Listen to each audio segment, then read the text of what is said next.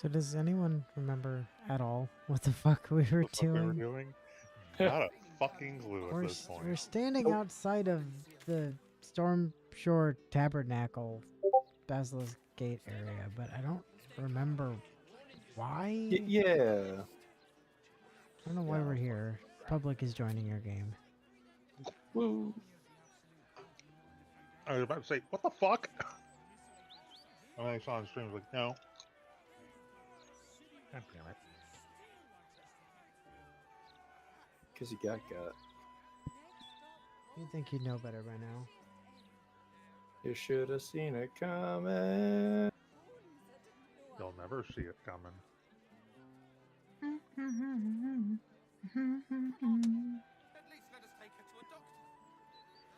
The good news is, we do have the answer for what the hell was going on. I just need to actually get it open. Vacations. Previously, stream slightly late because Xenu's power died, and Natsu very late because Windows 11 is a bastard and forced him to be absent for most of the recap because of an update that didn't exist minutes before the stream began. Oh, yeah. Once Bio finally gets around to doing his damn job some 2.5 weeks later, blame a trio of new fur children for being distracting and also Willow for being a bad influence. The group finds themselves unsure of what to do next, since the numerous murders they've committed across the game apparently wasn't enough for the game to say they're cool enough to get an audience with the murder tribunal. With the Killer Council being a bust until they can find some other way to enter the club, the group begin to aimlessly wander around the sewers in search of other stuff to do instead. A few minutes worth of nothing happening later sees the group stumbling into an ongoing conversation between a couple of grease methods. The grease definitely made more sense with the slimes. Having a conversation with each other, which throws Inu and even more so Bio for a loop, because the things have never really talked before. Understandably feeling like it would be rude to just barge in on the two fire hazards mid-discussion, Inu instead opts to repeatedly pester Natsu to open a big locked door that was across from the Mephits, which ends up revealing the Grinch standing on the other side for some reason. For Natsu, at least, since from everyone else's perspective there was nobody on the opposite side of the door, which leads a confused as shit Inu to quickly drop a shit seems to be fucked save so that he could reload the game to make sure Natsu wasn't just batshit insane. With the Grinch now being confirmed to actually exist, Inu takes a moment to regale the group of the time he became a sentient gun completely by accident, while Natsu likewise found himself becoming an ocean of mitosis stunt doubles. Talk of Spire slaying now over, Inu heads over to talk with the Grinch to see what he's been up to recently, only to find himself completely stonewalled when the Grinch doesn't want to talk about anything other than Orphic Hammer, anything except that Orphic Hammer the group haven't found yet. Well, we kind of haven't gotten it yet because we've had an infinite amount of better things to do. So, hey, where are the rest of your allies at? Do you mean the ones who've been keeping God Empress Snoke's assassins off your back, or the ones that you lot killed when you decided to steal my sword that the red one over there is mockingly waving at me whenever she thinks I'm not looking? Well, would you look at the time? Quickly doing their best to backpedal away from that awkward situation, the group find themselves piling into a nearby ferry to go literally anywhere else, which leads to Natsu starting to sing a Willy Wonka song before he ends up getting cut off on the ferry ride turned out to only be about 20 feet long. With Inu also now distracted with quoting Willy Wonka, he finds himself absent-mindedly walking down a suspiciously barren hallway, which naturally ends with him landing flat on his ass after stepping directly onto a series of landmines. Once he's subsequently finished picking himself back up and cursing the floor out for not being softer, Inu strides forward through the now mindless hallway to dramatically throw open the huge doors at the end of it, which finds him standing at the base of a large room full of frightened refugees who are being shot at by some jackass named Dogaletto. Since that's kind of obviously a super fucked up thing to be doing, Inu naturally barges straight over to give Dogaletto a piece of his mind, which just ends up pissing off Doggo and his trio of fellow ball cultists as they ready themselves to gut Inu like a fish. Before they get a chance to retaliate against the jackass cultists, however, the group find themselves pausing in confusion for a moment after they notice that for some reason, literally every portrait in the turn order has an hourglass icon overlaid on top of them, even though combat was still running as normal. As a barber's quartet worth of regular-ass cultists is basically as threatening as a coughing baby at this point, the group summarily dismember them as expediently as you'd expect so that they can get to work on pilfering the room for any potential loot. Once they actually have the opportunity to explore the room, though, the group are left confused when they find the doors opposite the ones they entered from lead to an area of the sewers they already filled the map in for, which causes them to all scratch their heads for a minute before deciding to just ignore it in favor of exploring the rest of the sewers they hadn't been to yet. To maybe shed some light on this, I think the area back there might have just been that small bit of sewers underneath the prison that led to Emperor's Bat Cave, and also that scene where Orin was horrible at impersonating Lae'zel. That end of the sewers having also been a bust, Inu warps back over to the room with all those trapped chests so he could jump through a hole in the wall that he noticed while checking the map. This soon leads him to a small cavern full of dead bandits, which is such a normalized thing by now that it barely even registers to him.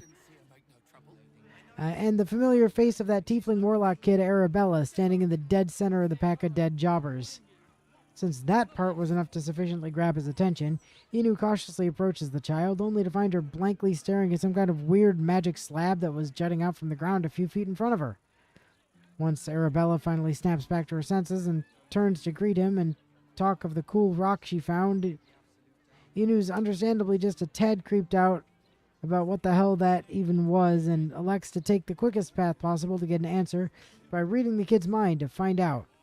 This bit of advanced eavesdropping only serves to leave Inu even more confused when it turns out the weird rock was actually some kind of memory archival device that's been automatically recording the thoughts of every person who's ever passed by it, and that all of said records are being beamed directly into Arabella's head.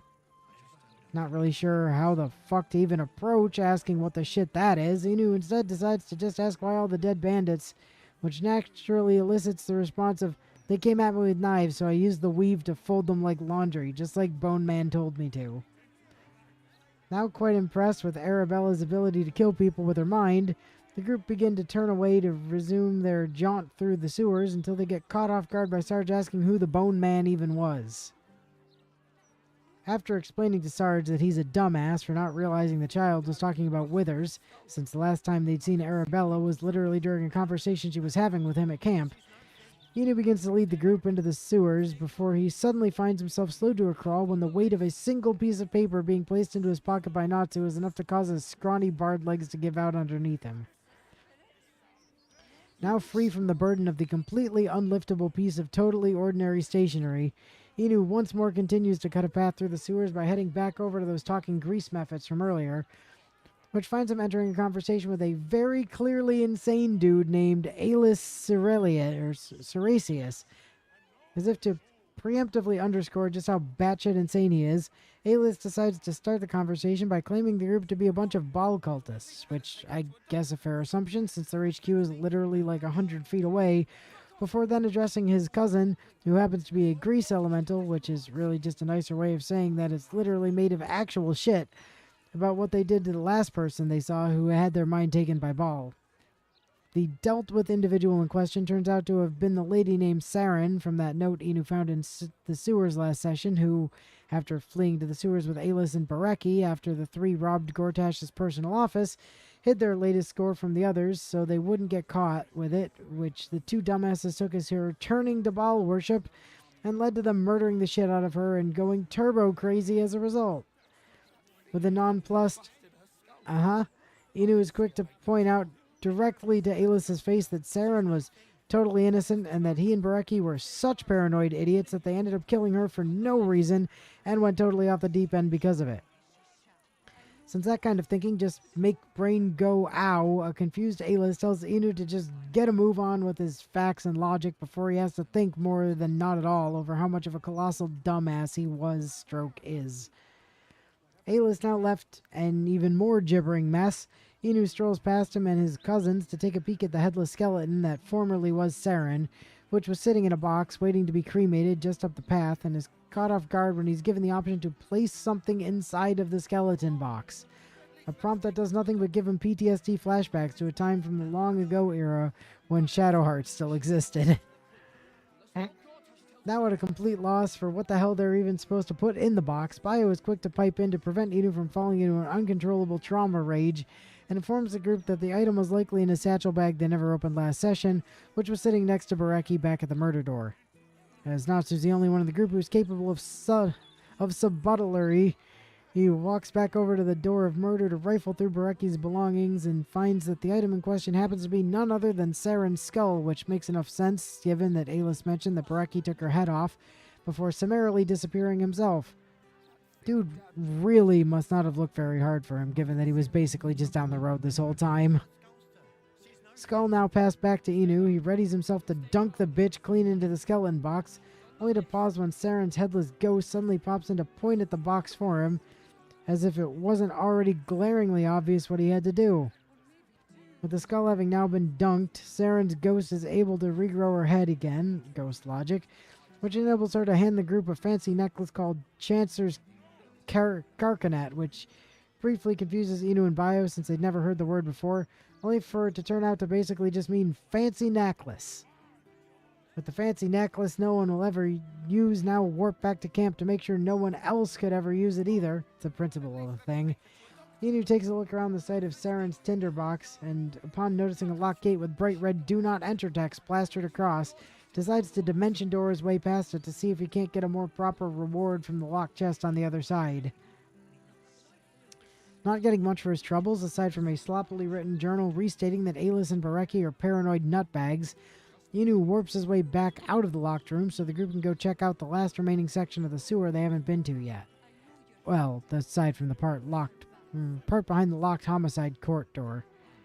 After then catching sight of a few people up ahead of him in the new area, Inu pans his camera over to get a look at what the group might have to deal with next, only to wind up getting interrupted by some extremely blue-covered lady named Silaria, whatever, I can't remember, since he accidentally ended up clicking too close to her range of sight just before he started to move his camera. Now trapped in a fight against Silaria and her pals Barnes and Noble, Inu doesn't even get a chance to stall for the others to catch up before Noble summons half a baker's dozen worth of cows to, rather literally, peck the group's eyes out with. With Inu now being swarmed with crows, not cows, sorry. Crows, because they want this shiny cyber eye, Inu is quick to use this as a chance to influence Elle into using cleave on the target-rich environment she was presented with in an attempt to get her to finally kill Natsu like she has everyone else, which, much to Natsu's immense relief, is a ploy she sees through immediately and refuses to engage with. If she's going to murder Natsu, she's going to do it on her terms, goddammit. Yeah.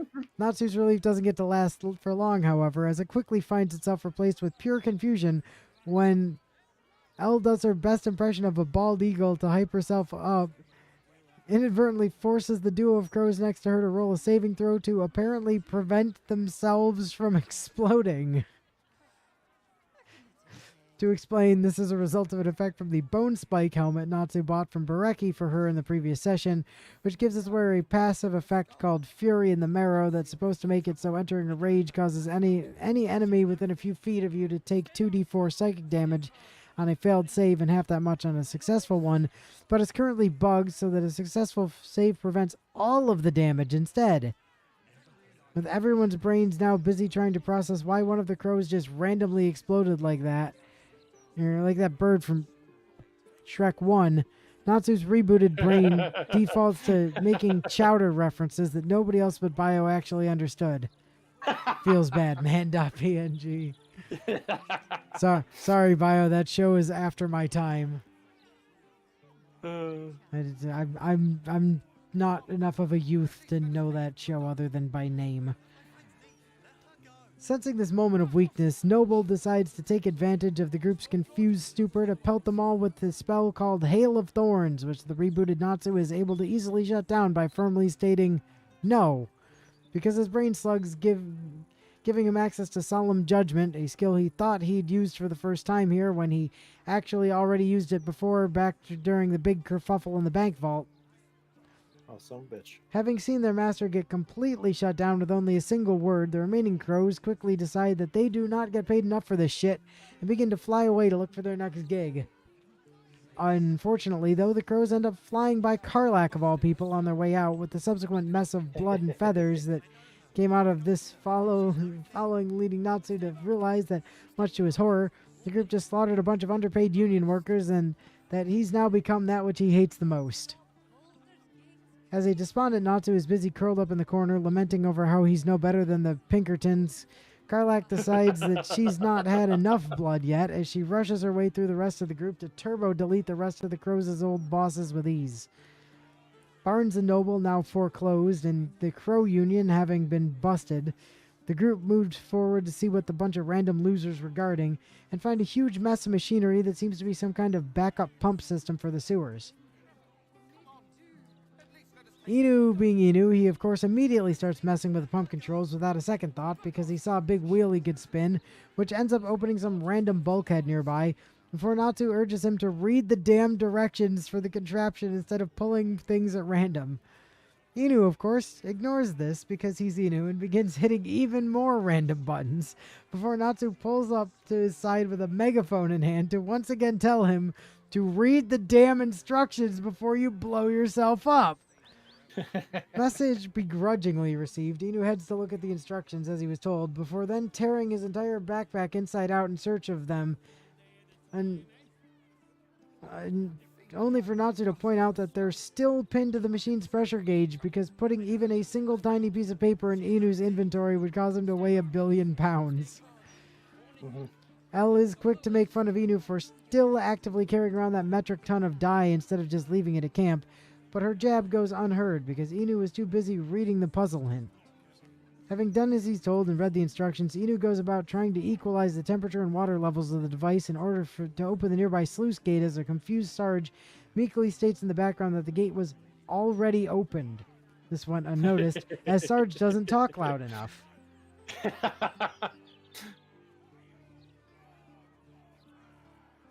After then spending a couple minutes burning his hands and arms to shit by getting high-pressure steam vented on them, Inu also finally notices that the sluice gate has been opened this entire time, and remarks in shock that he actually managed to do something like that in spite of his noodle-thin barred arms.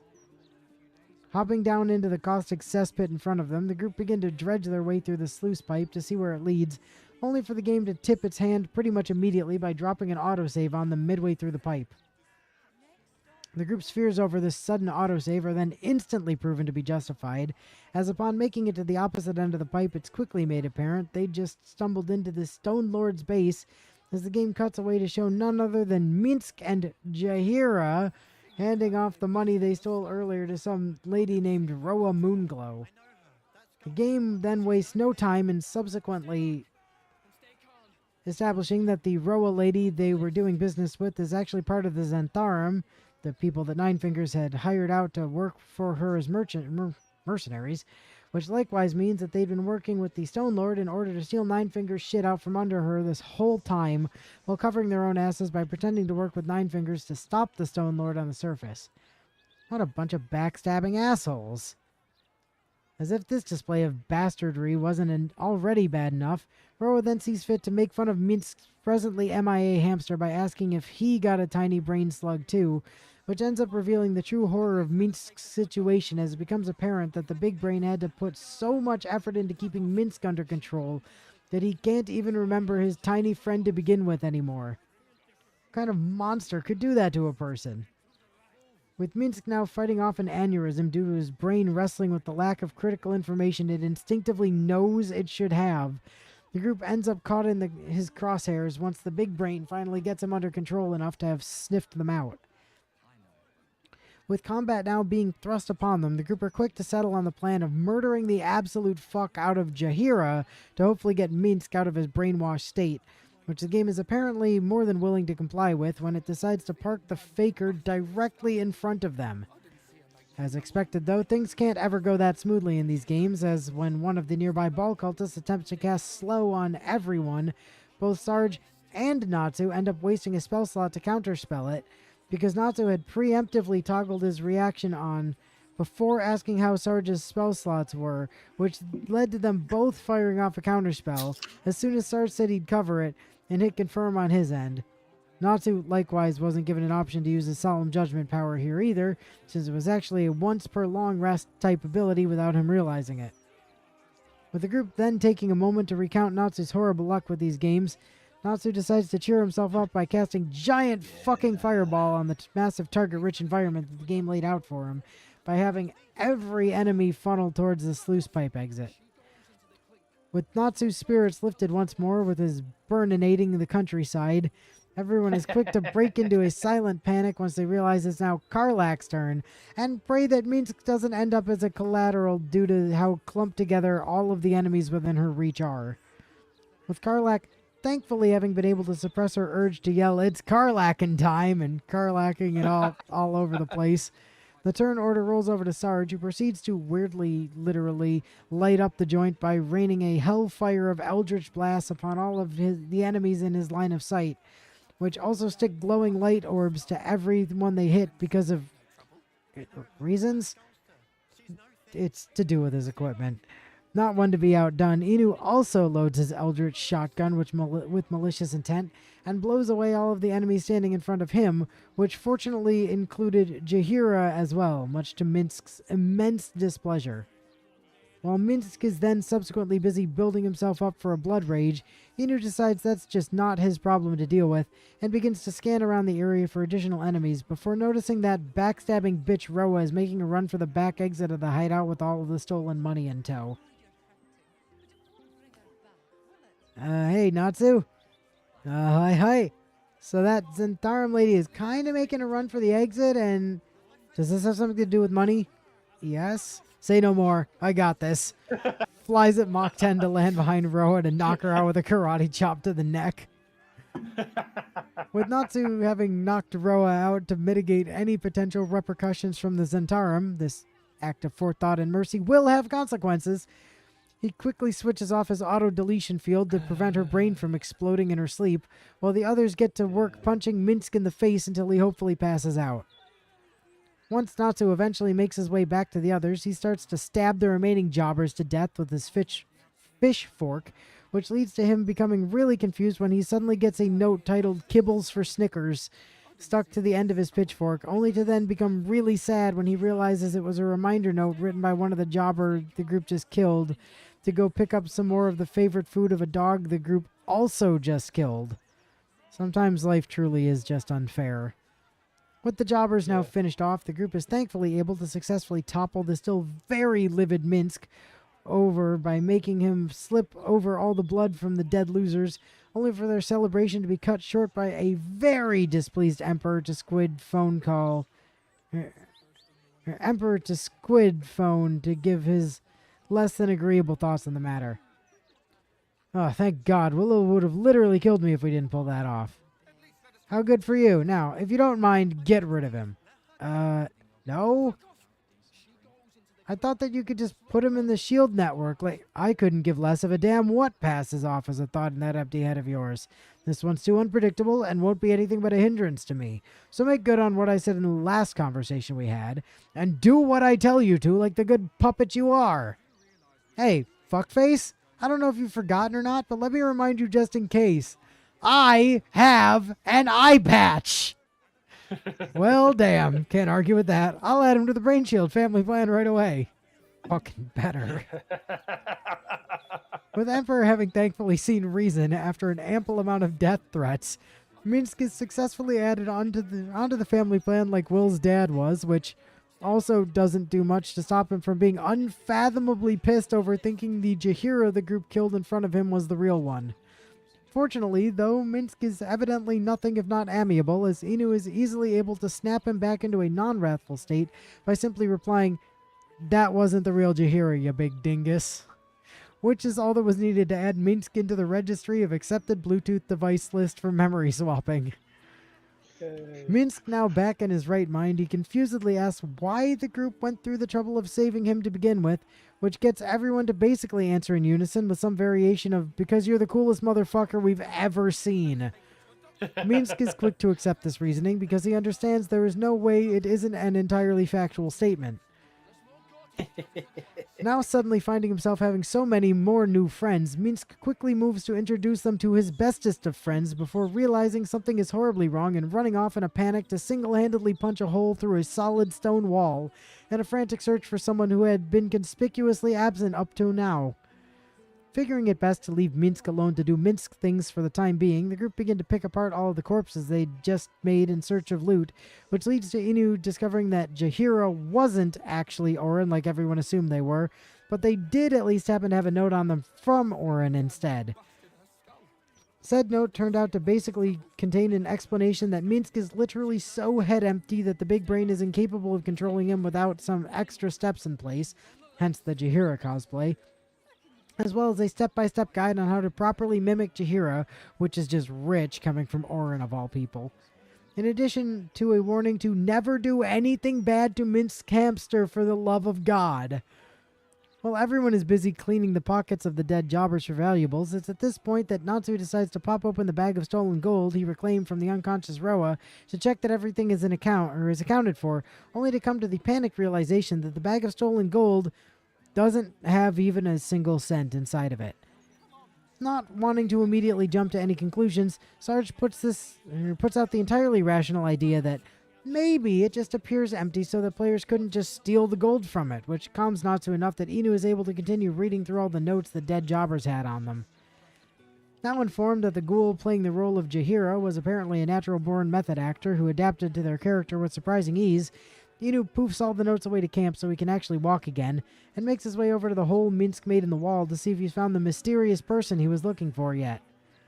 A bit of tiny squeaking later sees Minsk fall to his knees as Matt Mercer is clearly just having the time of his life lamenting away over all of the crimes Minsk committed while he was the Stone Lord, while begging for judgment to be wrought upon him by the cutest little miniature giant space hamster who also apparently swears as much as R2-D2. Predictably, though, as Minsk is a veritable giant of a man and Boo is likewise a giant of spirit for a miniature giant hamster of his size, there is, of course, no room for the two in the party, which leads to the two heading back to camp to hang out with Jahira instead. New friend for Scratch and Owly now secured, the group go about scavenging the chamber Minsk punched a hole into in search of anything worth stealing. Sewer is now entirely tapped for any available content aside from the presently inaccessible murder tribunal door, and no one having a clue where the hell Orin's house actually is down here. The group finally climb their way back to the city above so they can wash off all the shit they've been crawling through. With the group now safely back at the ground floor of Flim's cargo, they take a moment to breathe in some fresh air for once, if you ignore the mound of dead doglins at least, which gives Inu an opportunity to pull open the quest log to see where the hell they should be going next. Upon then checking under the Kill the Fuck Out of Orin subcategory the quest menu, oddly specific that, to get hopefully some kind of hint for how to get past the murder door in the sewers, Inu is thankfully able to receive a proper answer when the fine print for the Dolar investigation specifies that the murder isn't actually the path to the murder tribunal like it was understandably assumed to be, and that the real entrance is hidden in some place called Candle Hallow's Tombstones back up in the city. Thank fuck that finally got cleared up. With that brain-hurting mess cleaned up, the group then make their way over to the counting house at Sarge's suggestion to quickly return the stolen money before going to deal with the steel watch factory. Unfortunately, though, even a task this simple proves to be more of a hassle than it reasonably should be, as upon navigating his way down to Glitterbeard in the high-security vault, Inu finds himself completely dumbstruck when the game simply refuses to give him the option to return the stolen gold. It's at this point where Natsu's earlier act of mercy to avoid pissing off the Zentarum comes back to bite everyone in the ass, as after a bit of consultation with the old one, Google, it's eventually revealed that specifically taking Roa down in any manner that isn't lethal causes the bag of gold to glitch out and contain an singular gold coin inside of it. Natsu was understandably less than pleased about this, especially since it was his gold that had to be used to make up the difference. With Inu at least managing to haggle Glitterbeard into making the guild cover the cost of the MIA, or half the cost of the MIA gold, Natsu coughs up the remaining 5k so the group can just be done with this broken nonsense, which sees an appreciative Glitterbeard handing over his personal high-security vault key as thanks, making for the first actual key of this type the group has gotten, as well as 2,500 gold, which just makes everyone wonder why they even had to pay 5,000 gold in the first place. Natsu's pockets now lighter than before, yet not nearly as lighter as initially expected. The group fan out across the high-security vault zone in search of Glitterbeard's safety deposit box, only to sigh in annoyance after a moment of searching when it turned out it was just inside of the main gold vault the whole time. Figures Glitterbeard would want to be doubly sure his own vault wouldn't get touched. The gold situation having finally been dealt with, albeit not in a way anyone was particularly happy with, a realization suddenly dawns on Inu as the group finished closing Glitterbeard's now emptied HSV as he remembers that stupid unmarked quest the game kept fucking with them over due to how needlessly obtuse the names for all these damn keys are, which sees him warping back over to the guild so he could finally see what kind of reward they could get from November. This also doesn't go as smoothly as expected, though, as upon setting a single foot into the guild's HQ, Inu finds himself thrust into the middle of those backstabbing Zentarum bastards staging a fucking coup, with the guild hall having become an active war zone as they attempt to massacre each and every one of Nine Fingers' people. Seeing as there's approximately way too much fucking shit to deal with now, everyone else scrambles to their feet to sprint to the HQ to keep as many guild members alive as possible. With there not being much else of worth to talk about during all the NPC turns that pass in this battle, Natsu ends up returning to his ever-reliable conversation piece of the Magic the Gathering, as well as he talks about a new crossover deck that's themed around Final Fantasy. Man, there's just so many good cards I want from that set. They even have one based on Triple Triad. Triple Triad. Does that one make you stop playing Magic to go play a game of Triple Triad before then going back to playing Magic afterwards? Hysterical cackling. No, but I wish it did, Bio. No, but there is actually this other card named Scheherazade that makes you stop playing the current game and start a new... That was the joke, yes. Oh. With Bio's own joke having now been explained back to him, I mean, I didn't know if you knew Magic cards, Bio. The turn order finally rolls around to the group, a consequence of there being like 24 entities in a single fight. Everyone is able to start cutting their way through the Zentarum jackasses, which sees Natsu just absolutely obliterating a man with nothing more than a simple bonus action attack. Not wanting to be outdone in her own house, Nine Fingers wades into the middle of the fight herself and begins to pelt all of the Zentarum on the lower levels below her with a bunch of throwing daggers that each hit their marks for somewhere in the ballpark of several dozen damage each. Natsu and Bio were understandably quite impressed at how ridiculously hyper-lethal this was. As the others then take their turns to clear out more of the Zentarum, Inu scans around the battlefield to see how things are going for the guild, and discovers that one of Nine Fingers' personal bodyguards named Lady Lockjaw had apparently died at some point when no one was paying attention. This didn't have anything to do with the battle, though. She just happened to die from a previously untreated case of tetanus right as the battle started. As the group then make fun of Willow for a spelling mistake when she was trying to explain how brutally Lockjaw was beaten to death, they're summarily interrupted when one of Nine Fingers' other bodyguards, one Lady Croup, suddenly decides that a sensible course of action would be to jump several stories straight down and shatter both of her fucking kneecaps on impact with the ground like a damn moron. Nine Fingers really has to reconsider the criteria she uses for hiring the people who guard her life. Once everyone finishes laughing at that dumbass Croup and her broken legs, Natsu casually strolls over to kill the single remaining Zentarum left in the fight that Croup had apparently decided was so important to take down that she chose to spend the rest of her life in a wheelchair, just to not land anywhere near close to them in the first place. Coup now thwarted, which is awkward after a person called Croup. Thank you.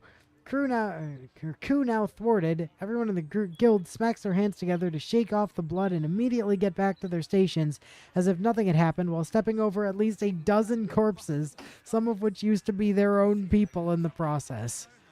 With shit now no longer out of control and or on fire, Inu is finally able to do the thing he came for in the first place, and heads over to November's usual spot to actually be able to talk about this damn unmarked quest for once. November then gives a short diatribe about Glitterbeard, as he apparently does for the owner of each HSV key you give to him, before finally revealing that the reward he grants you with upon handing him one of the keys is just a paltry amount of gold, which he wasn't even supposed to give the group to begin with, since the way his fetch quest is meant to work is that he would only hand you a reward for any HSV keys he's given if you hadn't already looted the key's corresponding vault beforehand, which, if this quest actually functioned as intended, would mean there's not really ever a reason to even bother giving him the keys to begin with, since the contents of the HSVs would pretty much always be more valuable anyways. Disappointingly small amount of gold they weren't even supposed to get now in hand, and the question that's been burning in the back of their minds for months now having turned out to have an equally disappointing answer. The group throw their hands up at November's bullshit and head over to talk with Nine Fingers about that whole violent Zentarum coup thing. Coup. My god. My brain. Unsurprisingly, Nine Fingers is just a tad nettled about being stabbed in the back, both figuratively and almost very literally by the Zentarum, since the group kept most of her people alive by helping wipe out those dickbags. She says they've more than earned her help and pledges as many guild fighters as she can manage to them once the time comes to fight the big brain. As Nine Fingers then walks off to wash off the abundance of Zentarum blood that's been splattered across her face for the entire length of the conversation, a quest completion notice pops up to inform the group that they've successfully aided the Underduke, which leaves Inu completely baffled since he genuinely had zero idea what the hell they did to accomplish that. You know, aside from stopping the literal coup attempt that happened not even 5 minutes ago. Matters in the guild now over with, Natsu decides to pipe in to mention that he happened to find a metal flask that probably contains that blind guy's water stand from part 3 on one of the dead Zentarum, which Sarge, with no hesitation at all, tells him to break open because he wants the experience for killing the thing, while also forgetting he can't even get experience anymore.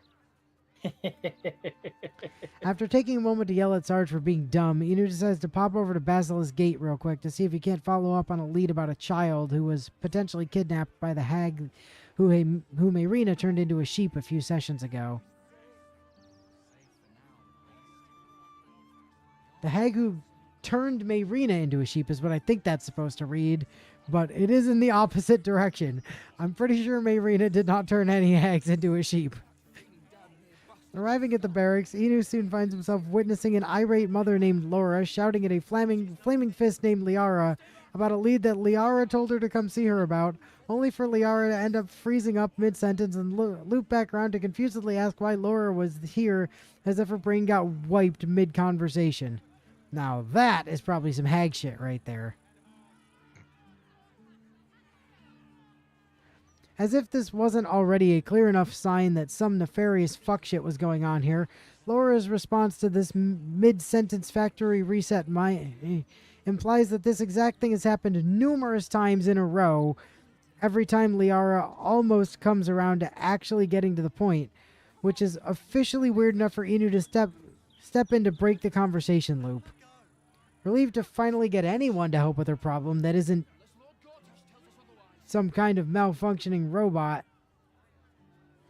Laura jumps at the chance to explain that her daughter Vanra was kidnapped, which nearly causes Liara to experience a brain aneurysm as she desperately tries to remember the information she'd been told about the case that keeps getting wiped from her memories. Seeing that this is never going anywhere because of whatever hag curse Liara very obviously has placed on her, Inu offers the group services in finding the missing Vanra, only for Liara to butt in and say criminal matters are the Fist's business before trying to start her conversation with Laura from the start again, to which Laura literally throws her hands to the sky with a scream of pure consternation as she feels herself slowly going mad from this bullshit.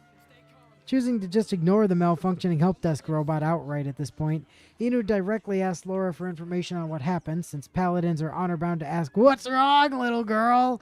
at the slightest sign of trouble, which gets him pointed in the direction of a tavern called the Blushing Mermaid down by the docks, where Vanra was apparently taken from when Laura was there for a quick drink. With the names Bosun Gannet and Captain Grizzly now in mind as potential witnesses to the kidnapping, Inu assures Laura that the group will look into this, which she thanks them profusely for, before walking off to find a pillow to scream into. With Liara then turning out to be so useless as to not even have the option of reading her thoughts, Inu goes ahead and pops open the map to see where the blushing mermaid actually is, only to stop dead in his tracks once he realizes that it's also the very same tavern they're supposed to go to with Gale to yell at his ex. A problem that they will very much need to find an answer for in the next session if they don't want Gale to end up going the way of Shadowheart. And with there not being any time left to really do much else, the session ends with Inu deciding to use the opportunity to finally test out the metric ton of pink dye he's been carrying around, to ask her the other's opinion on how his various pieces of gear look with the dye applied, to which the general consensus is that the pink dyes just aren't vivid enough to work with most things. Natsu nearly had his arms ripped off for this. So yeah. You know, Yeah. As you do. as you do. He almost died for this die. So he can die while he dies. Yo, Die to dog, die. I heard you like mudkips. I do like mudkips. So are we... Since I see the statue of Mistra inside, was the last thing we're doing telling Mistra to fuck off? So the tavern that we were supposed to be going to. No, we came up here to clear out the quest in this area. We're not doing the Right. mermaid yet. Right, yeah. So meet Mistra.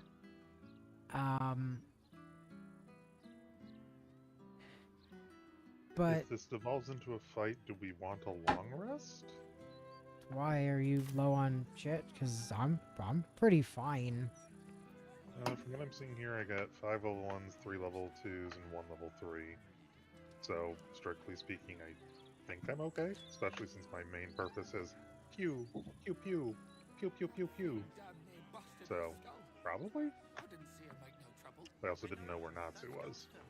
I'm down to 1 level 3, 1 level 2, and 3 level 1s, but that's not terribly far down from my max, so I'm not that worried about it. L's missing some health. A chunk of health, yeah. Hey, here's a question.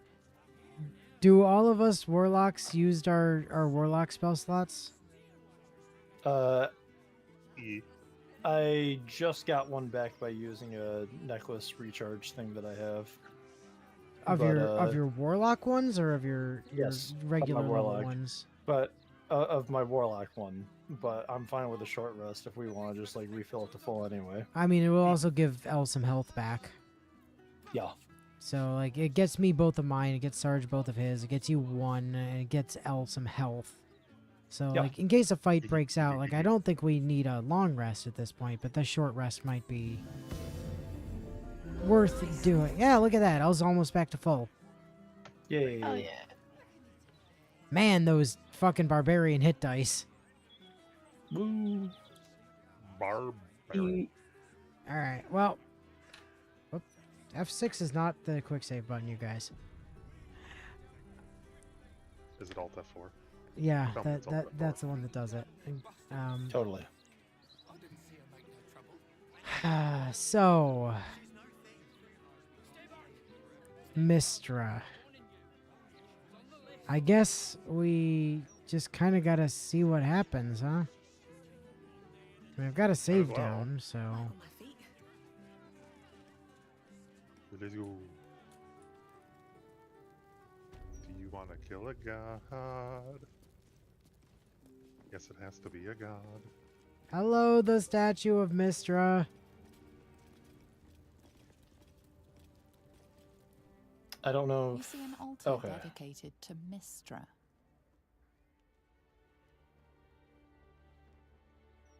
Oh, Okay. read Yeah, the words alright, inscribed. Mistra, mother of all magic, is the patron of wizards and often called upon by other spellcasters as well. She's said to be a jealous goddess. Even though you do not follow her, you feel her power resonating from the statue. She is the one true spell at the heart of all spells. The weave could not be in better hands. I disagree. I would give Gale this power. No So offering for you. I think we need to bring Gale here. So Right. I'm going to leave the session.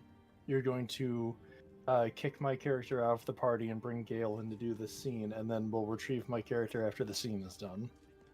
Okay.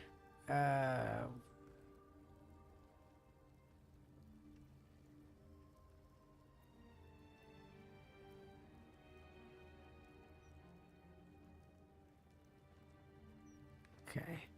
So, how do I do that thing? Once familiar See if you ally, can now talk to them now that I'm not in the party. I can't. there. Oh my god, the look on your face is so fucking broken. Holy shit, you're just like. It's all the brain slugs. It's all the. You got some brain damage going on. Holy shit. Yeah, because there's a lot of brain Simple slugs time up there. away is all she needs. She'll be at your camp should you wish to call on The her look of again. concern on your character's face is the one who's just like, oh. Oh Just no. hilarious. Oh no. Oh no. Oh no. Oh no. What the hell was all that? It's just what? put like A, a shit fuck ton keys of and your probably key inventory into my inventory. items. Okay, yeah, it's keys and key items. That makes sense. So what I'm hearing is you're over encumbered. I am tremendously over encumbered. Okay.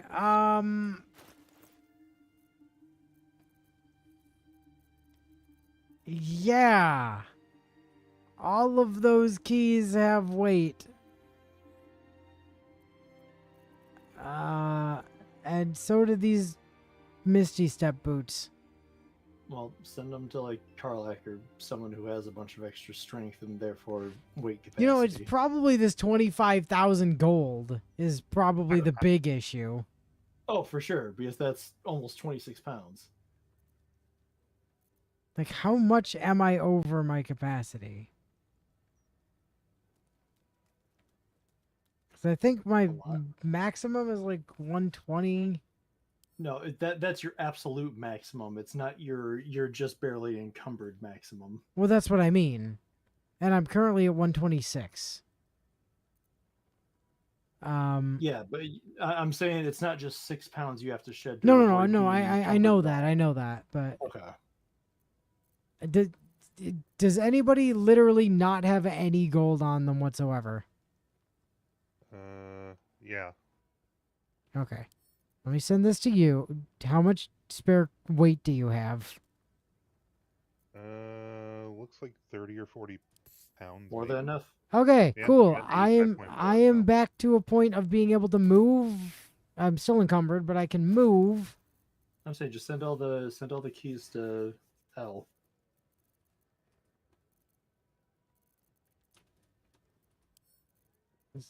Dump those all into Karlak's inventory. I'm still encumbered. What items? Boots and boots and boots and boots and boots and boots. Maybe just send the key items over to Sarge. Sarge or L, whichever one. As long as they're in one spot, I can know where to grab them from if I need them back for anything. Yeah. Just put those on Sarge. Okay, I'm not encumbered anymore. Nobody is encumbered. Good news. Now I just have to pop to camp real quick to go get Gale, who is a wizard. Withers' wardrobe of wayward friends. Okay, thank you. Gale is over here. Yes.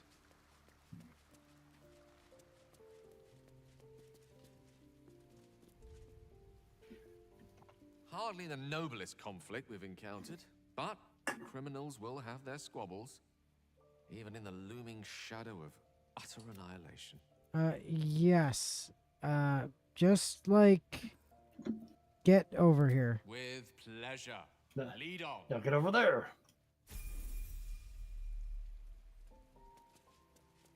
You've received a demand to come. All right.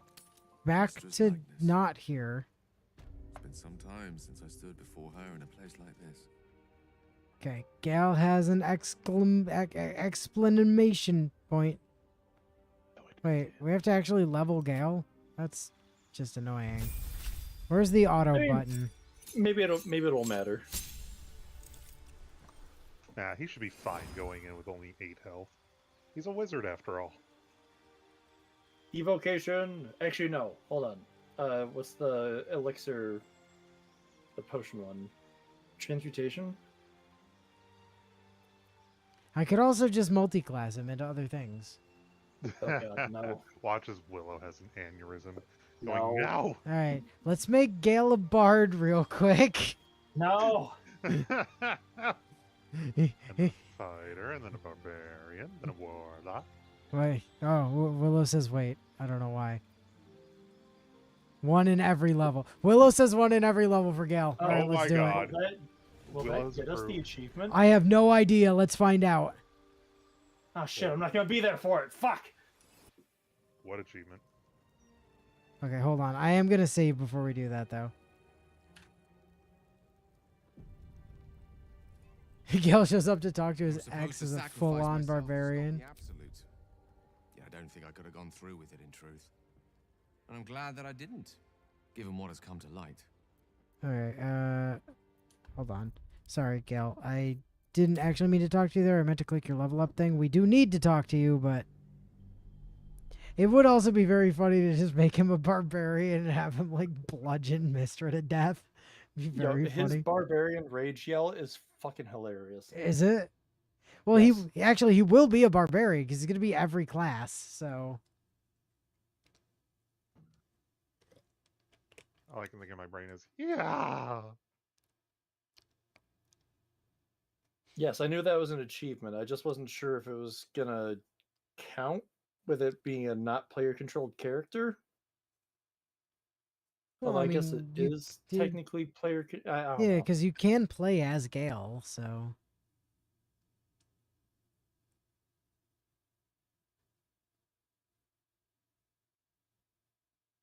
Sorry, it's just taking a really long time for this to load.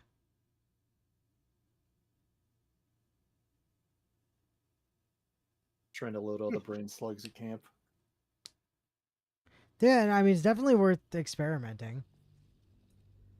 Slurm. It's what's for brain slug? Slurms Mackenzie. Oh, Slurm, you're Mackenzie. Hell yeah. You're not supposed to like that, damn it. Too bad. That- Eh. I'm beginning to concern we might have run into our old friend Lotus Infinitum here, you guys. Oh, never mind. Divine protectors of Baldur's Gate. All right, level up. Divine protection. Divine protection.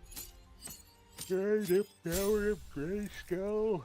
No, we're not doing. You are a barbarian now.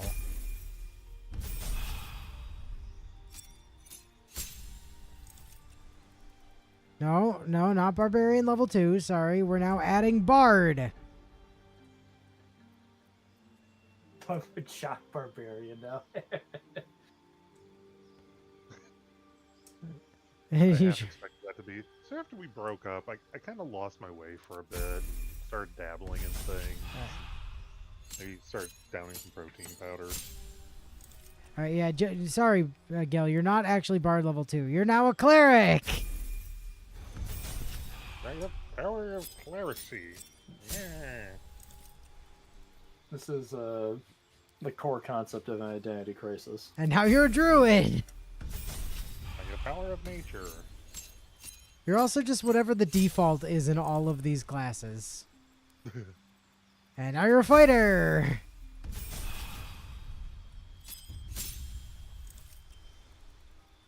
And now you're a monk.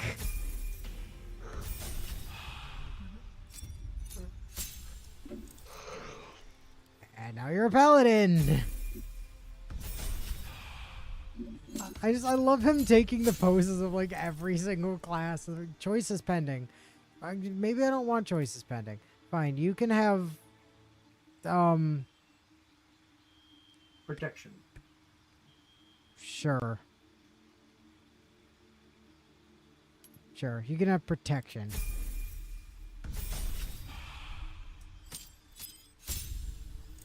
Wait, why does that say Paladin level 3? Why does that say Paladin level 3?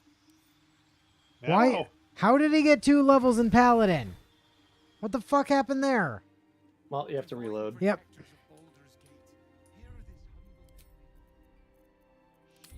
Multi-classing is hard, you guys. When you're not doing it one at a time. Like, you almost wish that rather than doing it like, hey, we're going to give you a level, and then you have to go and choose, like, to take the level in something else, that it was like, hey, here's your level. Which class do you want to take it in? I don't know what Mister was talking about. This weave shit stuff ain't that fast. The fuck out wakes up in a back alley 3 weeks later and learn his permanent every class of combat.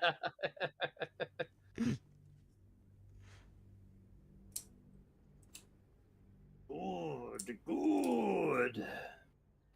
It's okay. I guess that means I can, like, actually bother to customize anything, because I realized I forgot for, like, a long-ass time. Let's see. Okay, Lotus Infinitum was not nearly as bad that time. Okay. Gale, buddy. No, you're not Wizard level 2. Please stop trying to be Wizard level 2. Barbarian. Okay, we don't actually have to make any choices for Barbarian. That's good. You just immediately level up. Barbarian level 3. No. Bard. Do have to make choices for Bard. Friends. And yeah, friends and Vicious Mockery. You're a bard. You must have Vicious Mockery. Those are the laws. Those are all. Those spells are fine. Your instrument is a. I'm gonna say you're a flautist. And sure, deception. That seems fine. Good. He's gonna need it for Mister. Okay. You're not a bard. You are now a cleric. You are going to get... where's guidance? Yeah. Guidance, yes. Sacred flame, sure. And you know what? Go ahead and have, like, thaumaturgy. Why not?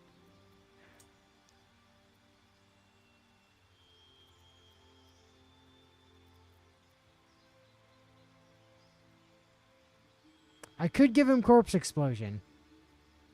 Like, really shit Corpse Explosion, but no, that's fine. Subclass Death Domain. Subclass... Trickery. Yeah, trickery is actually what I was thinking about, yeah. Deity, not Mistra. Deity is Tiamat. Funny, I was thinking the same thing. Abilities, religion and medicine, sure, yeah. And prepared spells, not guiding bolt. Create or destroy water. Yeah, you worship the dragon god Tiamat now.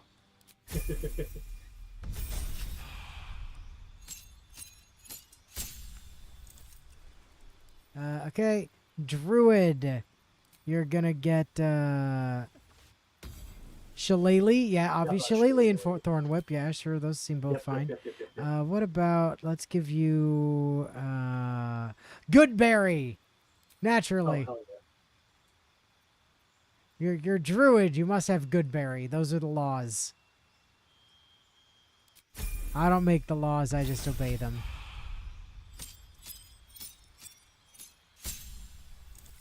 Okay, now you're a fighter. Fighting style is going to be... yeah, we'll do like...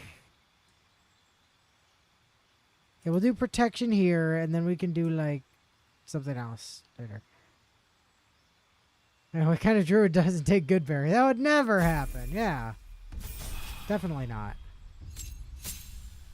Can't imagine a druid that would ever fail to take Goodberry. Now you're a monk. There's no choices to make. You're just a monk. Congratulations.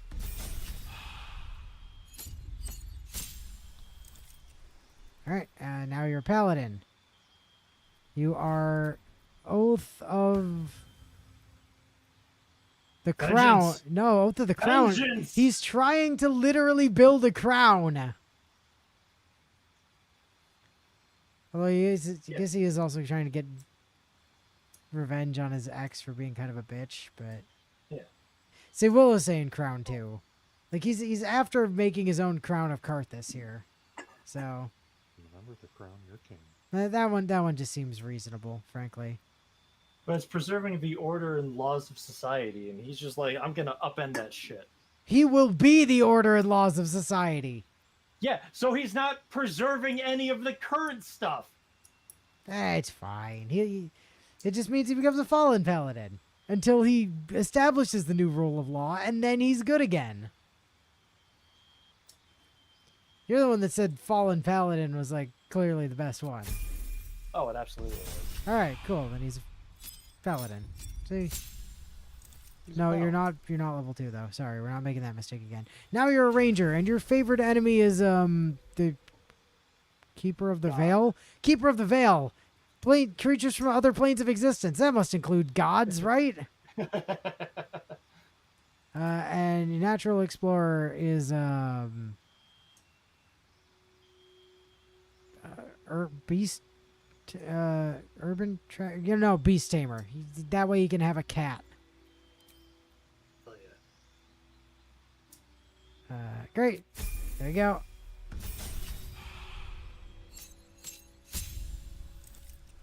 And now you are a sorcerer. And you're going to acquire... Yeah, those cantrips work fine. Although, actually, you know what? Rather than bone chill, you get corpse explosion.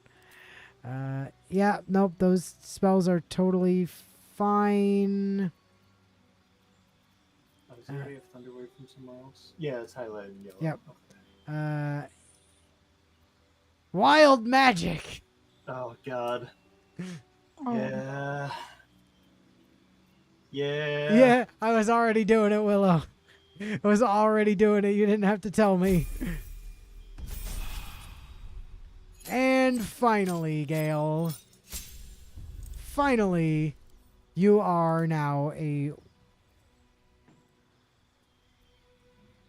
Wait. Yeah. Why does it not indicate that he has rogue? Does he still have another level to go? Oh, he does, yeah. Okay. Yeah, you're moving to level 11 right now. Okay. Sorry, I thought it's a level 12. I thought this was finally. This is not finally. Also, Artificer's not in that list. Artificer is not Or a is it- class. It's a... Oh, wait, that's right. That's only modded in. Never mind. Yeah. You are... the great old one? I mean, considering he wants to turn himself into a god and unspeakable things, yeah. Hell yeah. Makes sense to me. Please actually have access to Hex and also Theneldra's Hilarious End. Thank you. Oh, he already knows that from a different source, though. Whatever. Whatever. And lastly, Rogue. Rouge. Which... Sleight of hand and deception? No, let's do... Deception for sure. Yeah, deception's fine. Can I do Persuasion? Arcana? Am I not allowed to do Oh, Arcana? Arcana would make sense, but Oh, yeah, there it is. Arcana. Hell yeah.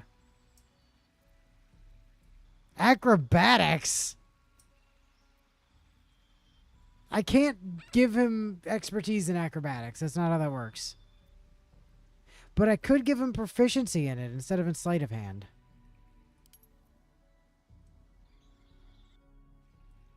Yeah, that's funny. Sure. Now I could give him prestige, but no. No, that's okay. Alright. Confirm. achievement time? Accept. Achievement? Achievement! Jack of all trades. Let's go. I saw nothing pop.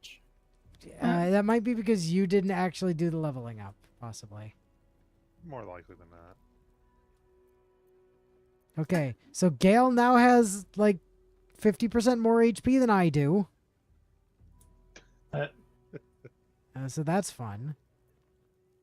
And I'm going to imagine that his hotbar is a fucking hot mess. Actually, not as much. Oh, well, until you get to spells. Holy crap. Stacks on stacks on stacks on stacks. Well, cool. Good Good job, everyone. good job, everyone. Now let's just go ahead and Save so you don't have to do that again. see, the thing is, yeah, there's multiple quick saves. I can always revert to the one before we did that. Okay, now, Gale, hi. I was supposed to sacrifice myself to stop the absolute. Yeah, we did see that bit I don't already. think I could have gone through with it, in truth. And I'm Um, glad that I didn't, given what has come to light. give him a chance. Give love a The Elder Brain. chance. But more importantly, the crown that it wore. I feel like we've had a Without conversation seeing for about this myself, I already, could Gale. Sense it. Netherese magic. So pure, so complete. I doubted what I was feeling at first. Most Netherese artifacts contain only the faintest amount of their former power. The ghost of an echo of a memory. That crown was different. I can't fathom how such a wonder survived. Surely everything of its ilk was destroyed along with Netheril itself, but no matter. It exists. I must learn more of it.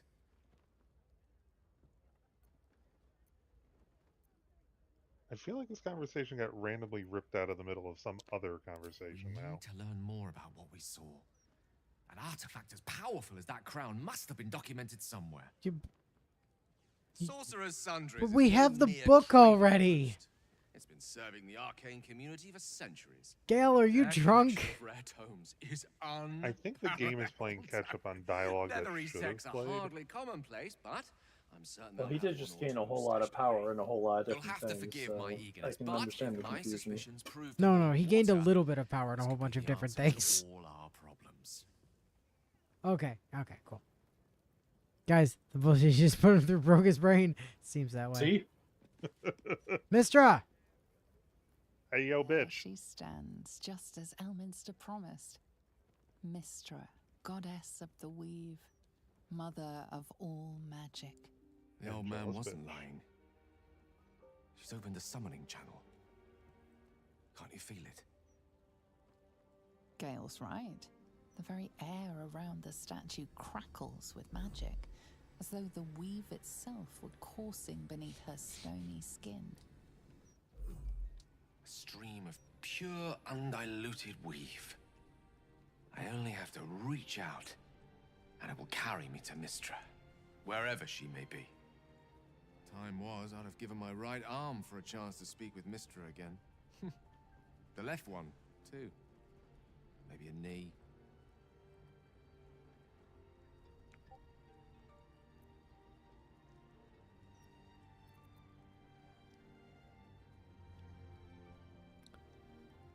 You're ready. Am I? You're right. I am a strong, capable wizard. And this is no more than a casual And a whole lot reunion with more. an ex-lover. You're a strong, capable My wizard that ain't got no omnipotent. need for no god. Omniscient ex-lover. I always wonder what being nervous would feel like. I hate it.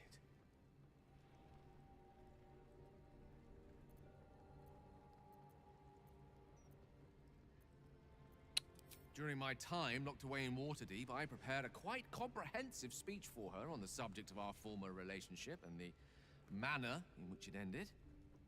Alas, recent events have rendered the majority of it moot, so I'm going to have to improvise. Unless you have any words of wisdom to impart before I go. That's a bad decision, Gale. Well, you're not taking me with you? The summoning channel Mistra has provided is for me alone. No one else is permitted to enter it, no matter how talented a user of the weave they are. Ruh-roh.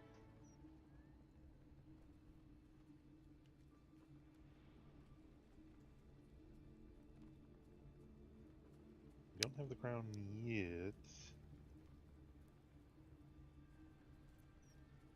While I would love to tell him to taunt her with our stealing of the crown, if I cannot be there to back him up, I feel that that is possibly a death sentence. To be fair, we already told Elminster that we're going to take the crown and use it. In case you forgot. No, that's true. We did do that. Hmm.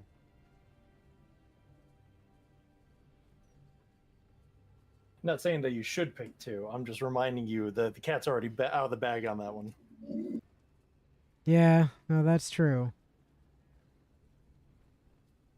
Still, maybe play it KG since he's there by himself. You'd make a fine 3-dragon anti-player, you know? I think it's best I keep a Yeah, cool 3-dragon head anti. going into this. Damn right. Approach it like a particularly high-risk round of 3-dragon ante.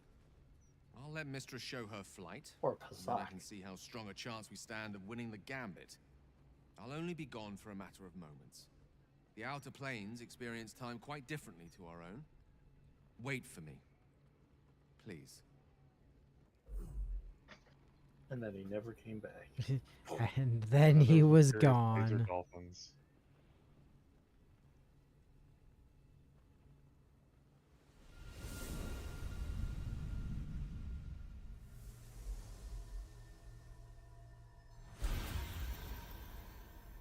Gale of Waterdeep. You look well. As do you. But I assume we're not here solely to exchange compliments. So why am I here? You discovered what lies at the heart of the Absolute, the crown of Karsus. And you disobeyed my instruction. Why? Because you had no right to ask that of me. You cast me out. Remember? You were my lover, my chosen. Yet still you know so little. Yeah, but he believes in Tiamat now. The past cannot be undone with self-pity, nor can a future be forged. Only with the truth will you see the way ahead. The fragment of magic you tried to return to me was not of my creation. It was the Karsite weave. It is a corrupted, half-born magic, wrought in the brief moment Karsus ascended to godhood. It hungers for power, just as he did, and it can never be sated. You unleashed something that would consume all magic in existence, and yet you thought only of preserving yourself. So that's what you're scared of. With the crown of Karsus reforged, I could take control of the Karsite weave. You can no more control the Karsite weave than a weather vane could control a storm. That it entered your body and consumed no more than your powers was a miracle. But we will not be granted another. The only reason the orb sleeps is because I have allowed it to feed on the true weave. A temporary measure, but one that will not be enough to save us. With each day that passes, the Elder Brain threatens to become a new kind of god. Its worshippers, a scourge of soulless illithids. If you will not use the orb to end this abomination, then you must find a way to separate crown and host. When you've done this, you must surrender the crown of Karsus to me. First bit I agree with. Second Great bit, asking, now Tim. it's my crown. You've given me much to think on. As you always did. So be it. Follow the needle of your own wisdom. We shall see how truly it leads you.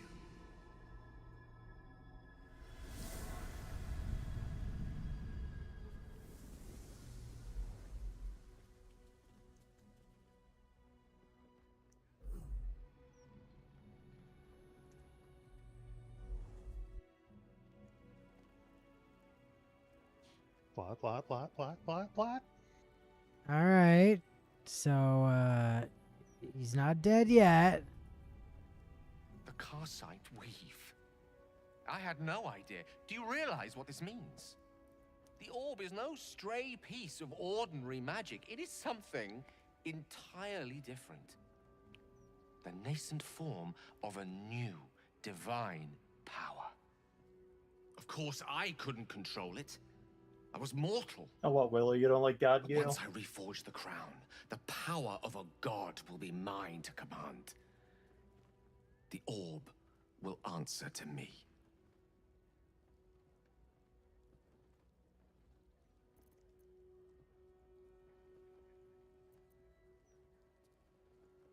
No, really enough power to destroy a city?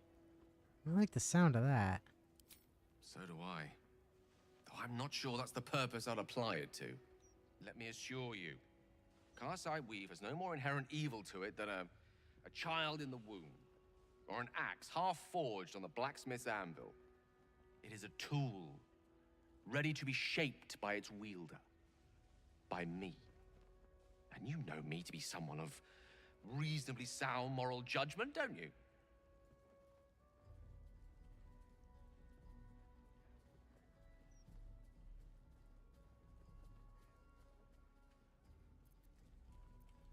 Ah, morals. This is a great opportunity. I'm gonna make you a god. Gods! It's refreshing to share the company of someone who sees things the same way I do. All we need to do is stay focused on the task at hand. Defeating that Elder Brain. After that, you can leave the rest to me. Alright, cool. That said, Gale. Are you alright? Hold on, before you put If you Gale need away, me, just say I Okay. want to join and see if I can get the achievement.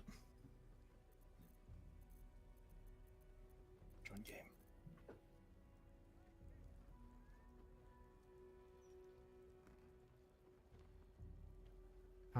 Yes. It gave you your character back. Damn it. Okay. Hey, but that means I don't have to go through the trouble of putting Gale away or getting your character back. Yeah. Also, And it'll be you did fine gain by a while. 27,447 experience, just so you know. Interesting.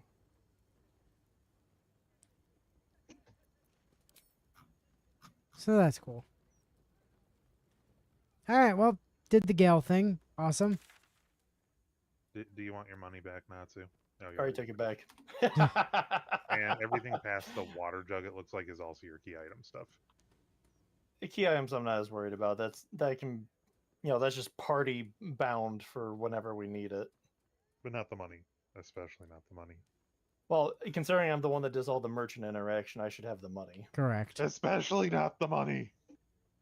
So The money is for the anyway, party, but I do the money stuff. Steel Watch, yeah? That was, like, Yeah. originally a thing that we were planning to do before we got distracted by the stuff up here? I believe so, especially given the recap. I believe so, yes.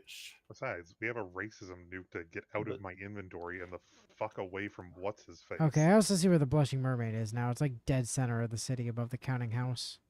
There is a thing directly, almost directly north of us, though, for investigating the murders. And Oh, impressing shit, the you're murder right. tribunal. That is right there. I completely missed that marker on the map, if I'm being honest. Where does this door go? Ah! Conveniently. The balcony.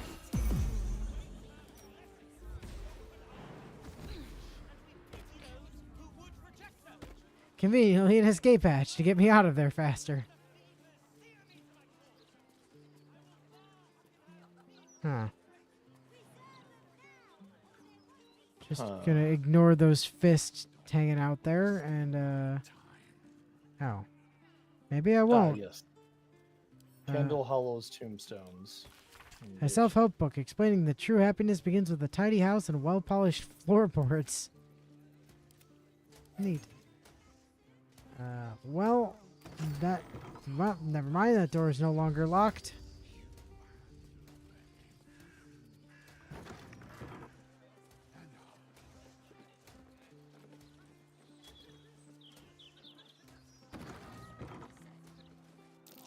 Perception failed. Ruh-roh. Before I walk in. Something over there. Ah, it's a butterfly on skull. Butterfly on the skull. Come on! Cellar door. Locked. The door has red text on it reading, "All are awaited, all are embraced. None shall escape." Hey Natsu, you want me to give back your bitch? I swapped that shit back out of your pockets the second I spawned into the world. Yo. Oh yeah, we got the passphrase. Sicarius. Psych. Sicarius. Sicarius. Oh, good. That's an autosave. Wee.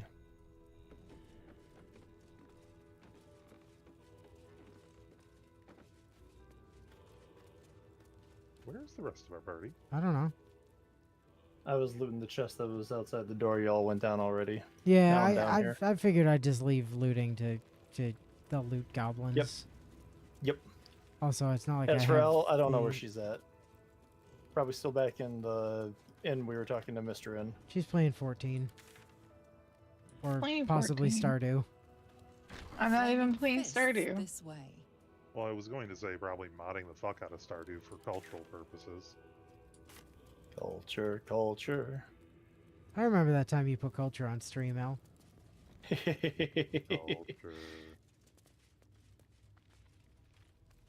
Where does this little side bit go? What does this? Oh, there's fucking do? There's a chest back here, friend.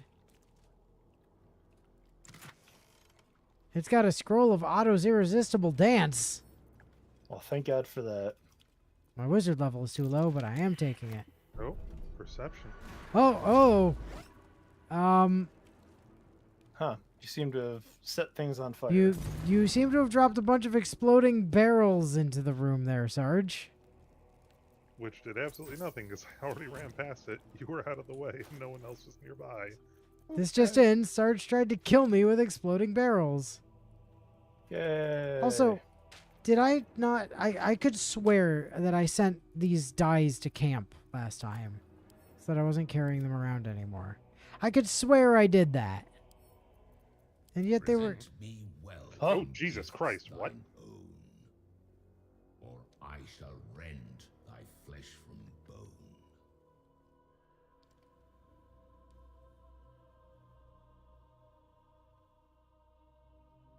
I mean, I do have plenty of gold. I mean, we But I did... don't think that's what he's looking I for. mean, we did get all the hands. A grasping hand, an offering vial. Enter now the Dread Lord's trial.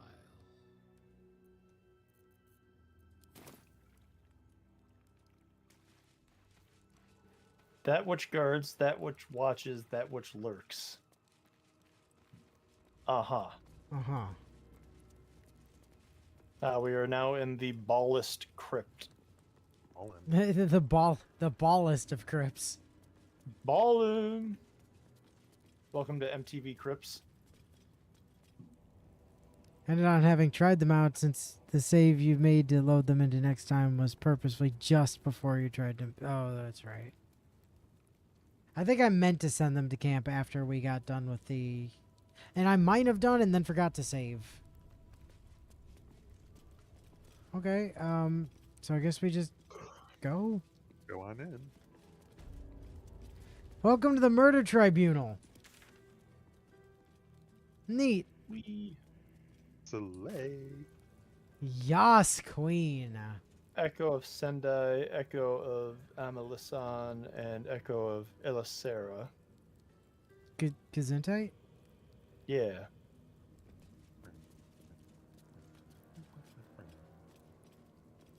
Willow does not seem to be pleased to be in the Murder Tribunal. No brain rot, guys. I don't know what that means. I didn't utter any brain rot. That's some kind of like Yeah. North Dakota situation or something. You gaze upon murder's progeny, child. His most ill-trusted zealots. His faithful departed. Prodigal servants. Each returns to do his bidding eternally. No, this city is not your home. This man's infamy is known to you. And his presence sparks dread in the pit of your stomach. Before you is Saravok Arncher. Oh, a Saravok. Baalist who almost Yeah. brought his gate to ruin a century ago. Yeah, I remember you from the first game. Gabella was right. Not just an imitator. Ohio but Riz and Saravok Skibbity Toilet. himself. This is the court of the Dread Lord's Tribunal. I That am its anchovies guy. custodian.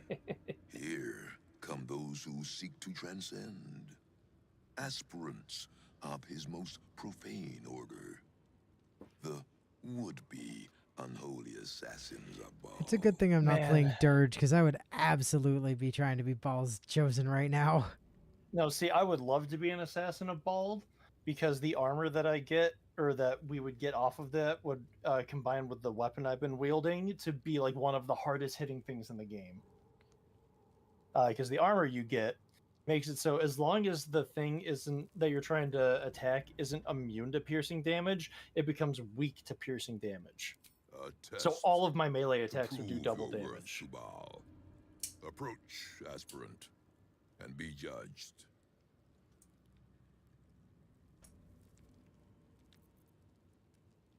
Alright. I am ready to be judged. Judge Let me! us begin. Spirit of the slaughtered, return to us. Show us the truth of this murderer's intent, and let us judge her for her bloody service. His will be done.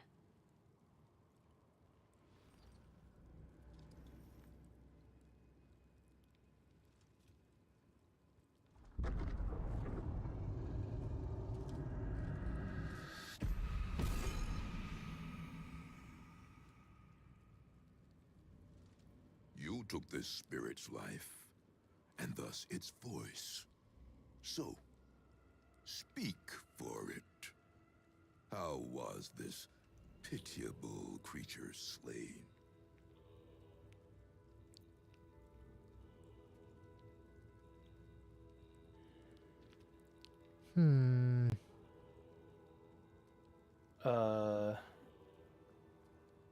Maybe that one? I see 4 or 5 being answers that they would be looking for.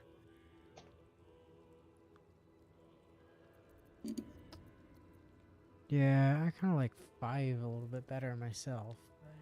Yeah. Deception, DC 20. Can I give guidance? Nope. Friends! Friends! 7 or higher. Hell yeah! Never didn't have it.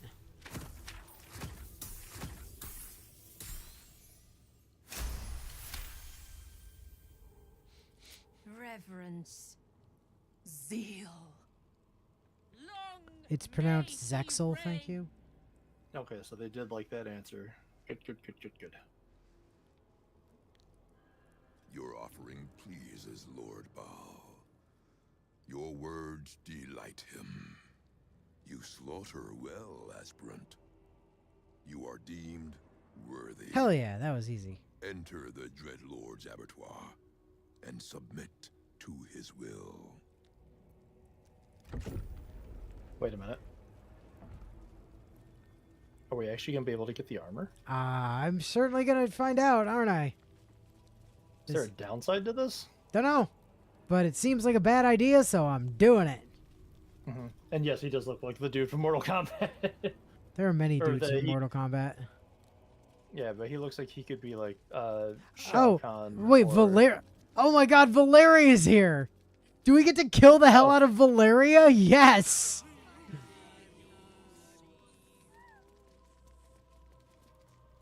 You stand now on the cusp of the Dread Lord's favor.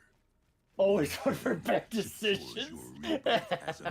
No, this stupid fucking Dumbo ass elephant was rude to us and is a terrible investigator. Make violence of its goodness, spill its blood, and bathe in Baal's eternal rapture. Boy, I know you. Do not listen to this ancient fuck. Free me at once. Oh my god.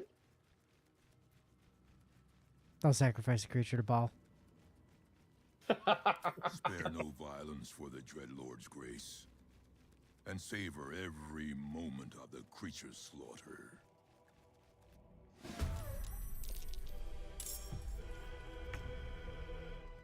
Valeria, Sleuth of Helm. It's shackled. Someone will stop you, Baalist. Will they do? It hurts. Citizen, stop this at once! Behold, Father, baptized in your most wretched name, a new, unholy assassin.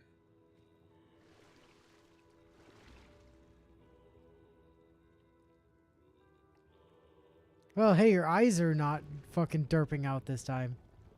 Yeah. His most unholy will be done. I don't know if that's a spotlight that he would have wanted, to be fair.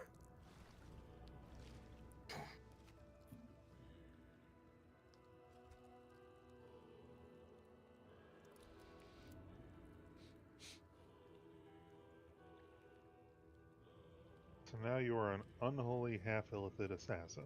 Of Baal. Yep. I bestow upon you the amulet of Baal, the vestment of his achievement got. most unholy Best servants. achievement got. With this amulet, he grants you entry to his chambers, the Undercity Temple of Baal. The portfolio of murder passes into your hands. Do it justice. Enact slaughter befitting a god. Alright. Neat. Unholy assassin. Does have a certain ring to it. Amulet of Baal. On a hit, inflicts bleeding upon targets that have maximum hit points. Huh, neat. Neat indeed. So this means we can go knocking on Orin's Oh, hey, door there's a shopkeeper here, by the way, not to. Yay! You should have a investigation priority list from the stupid Dumbo in your inventory, you knew. Should I? I don't. No. I just seen it. I thought I sent it just now. I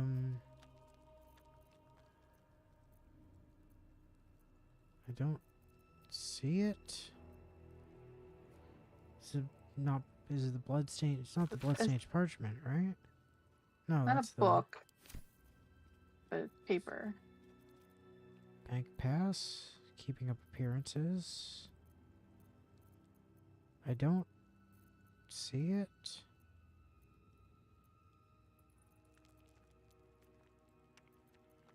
Yeah, I don't. Oh, there it is. There's the armor. I didn't think I was gonna get it this run. Yeah, I don't see this thing, Al. I don't doubt that you sent it to me, but I can't find it. Could have fucking sworn I did. Again, I'm not doubting you. I'm just saying I can't locate it. Ever in all my years of craft have I felt I was carving my own tomb. This armored husk I once thought a man. He's trapped me here during the renovations. While he says I'm free to leave after the work is done, ill mater, this god's awful smell. I'm no fool. Said Mason.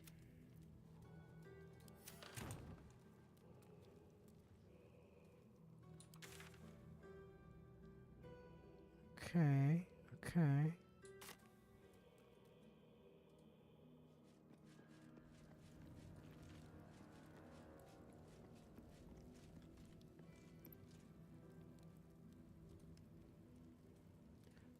Well, that went, like, shockingly not terribly. Like, to my absolute shock.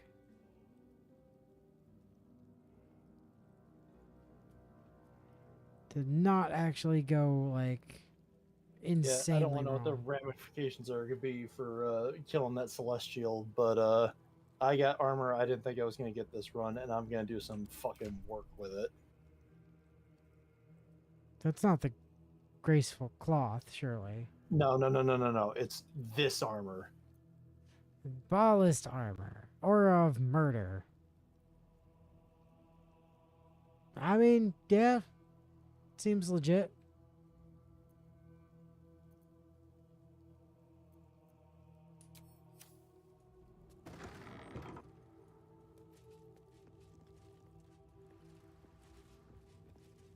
I mean, what's the worst that can happen for us killing a Celestial? Well, this is what I'm going to be wearing for the rest of the run then, so I don't need this armor that I got off Ketheric Thorn when we killed him. So does anyone want this Reaper's Embrace armor? It's heavy armor, so it's not going to be for L, so it's going to be for one of you two. Right. Unless Sarge can't wear heavy anymore. I don't know if his build lets him. I think he wants to be wearing what he's wearing for his final build, I'm pretty sure. Okay, so Reaper's Embrace, 19 AC. All incoming damage is reduced by 2. As an activated ability, when activated, you can't be moved against your will by any spell or action, but you have disadvantage on dex saving throws, disadvantage on stealth checks, but it gives you a cantrip called Howl of the Dead. Let out a bone-chilling howl that numbs all nearby creatures for 3 turns. Nah. My existing one is 1 higher AC, still have the damage reduction, and I gain passive resistance and Blade Ward.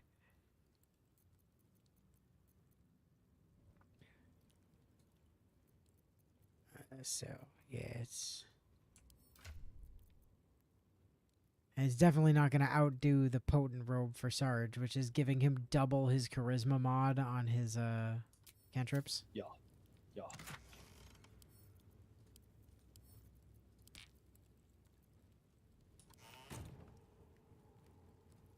I also picked up a helmet, Assassin of Baal cowl. You can see in the dark up to 3 meters. In addition, you gain a +2 bonus to initiative rolls, and then it gives you access to see invisibility.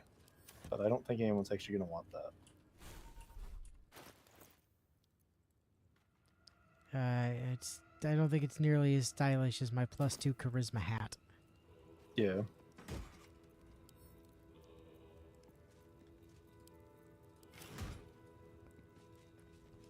Oh, Vivi fell off the couch. Vivi!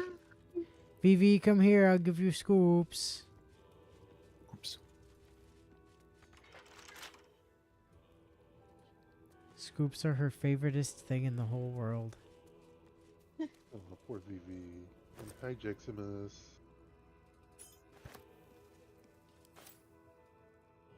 Let's see.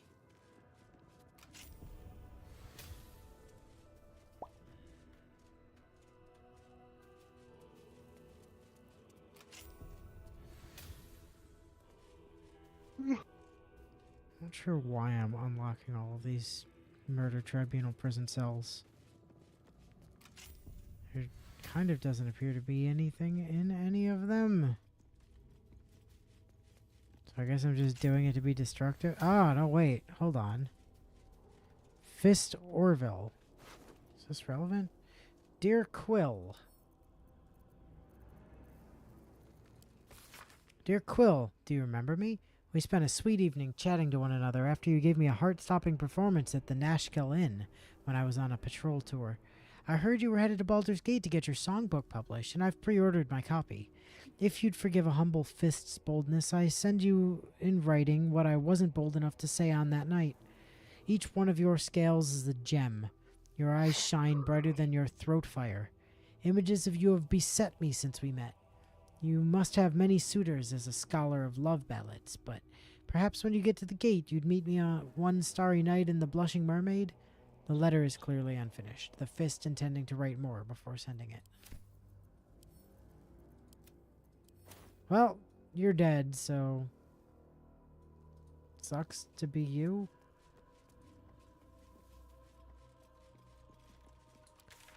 Okay. That appears to be the end of the murder tribunal.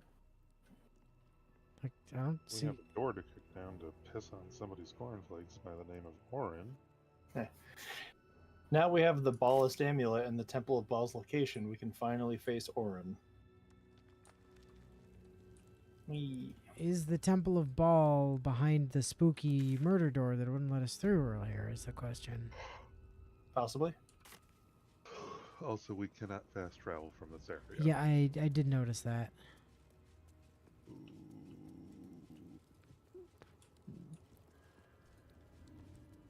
And that is admittedly kind of concerning. Because that makes me think there's some kind of, you know, like ambush staged on our way out. Potentially. Potatoes. Boil them, mash them, stick them in a stew. They're taking the hobbits to Isengard, to Isengard. They're taking the hobbits, they're taking the hobbits. The hobbits, the hobbits, the hobbits, the hobbits to Isengard, to Isengard. To Isengard. Okay, no, there was actually literally no consequence to... Okay. That was the city sewer. Pardon me for a moment. I'm just going to pop down to the city sewers and see if... Undercity Ruins had the locked door. Oh. Right you are. I can't believe Jackson's bullied Ivy. The vessel returns, most shamefully unleaking. Prove your faith. I have the... I'm an unholy assassin of Baal. Open the fucking door. Then you will show the symbol granted by the justice.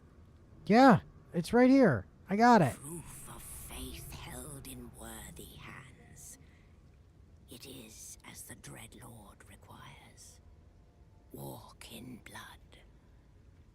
Already did. Sounds sticky. Alright, what waypoint was that near? Undercity Ruins. Cool. So yes, that did get us into the door. Yay. I mean, I don't think there's anything in their creed that says anything about not killing them. So... Suna was telling me she insisted on second breakfast this morning. I told her she's a hobbit. She asked me what those are. Well, you've never read Lord of the Rings, so you don't really get to talk.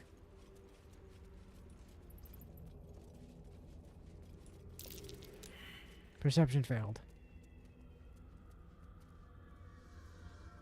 I failed mine already too. Apparently I don't get to roll one? It might have just done it for the whole party when we walked in here. No. Did I go the wrong way? Oh. Oh, good thing you're immune to fire damage. What? Now, why is a Reaper of... I don't even see you. Where the hell are you? Not in the sewers. Oh, you want the Undercity Ruins teleport. When did I become immune to fire? I don't know. Why am I immune to fire? Who is immune to fire? What? Are all of us immune to fire? I don't know.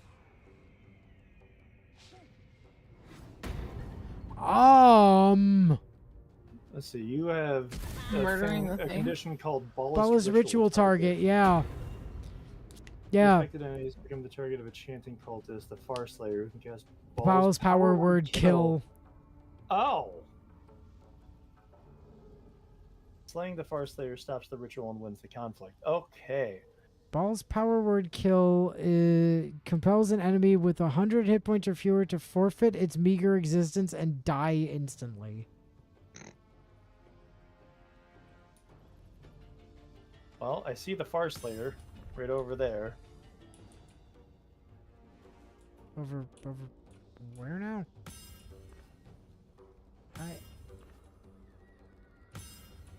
Oh, okay.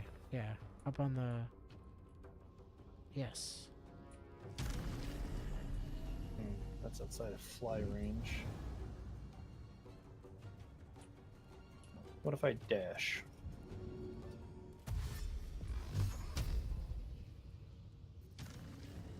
What do you mean? It's still too far? It's also outside of Eldritch Blast range. Which is bizarre.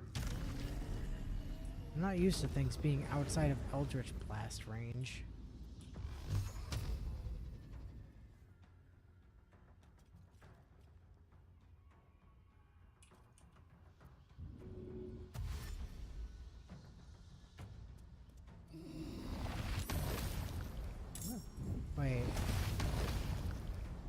Wait. Enchantment spell. Enemy. Hey, here's a stupid question.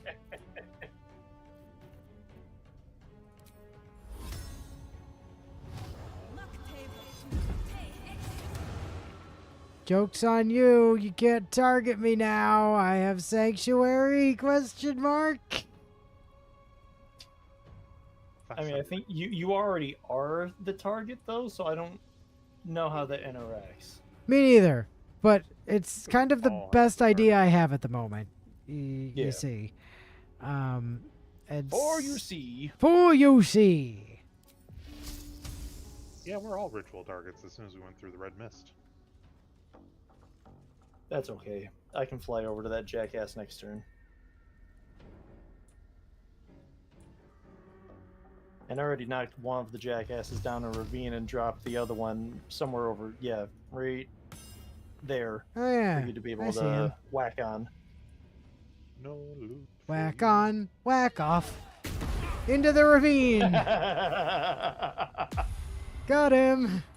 Also knocked that other one, a little bit back for you. Oh, hey, there's another one over there.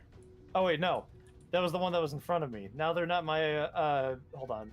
I thought your turn was done. It was, but I want it, if they move, that I get an opportunity. Oh, I to attack see, I against them. see.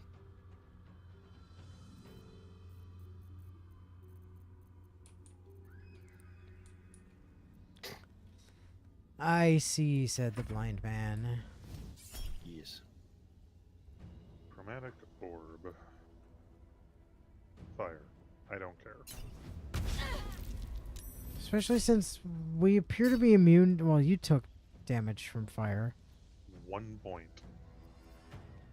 Chromatic orb on. No, it's fine.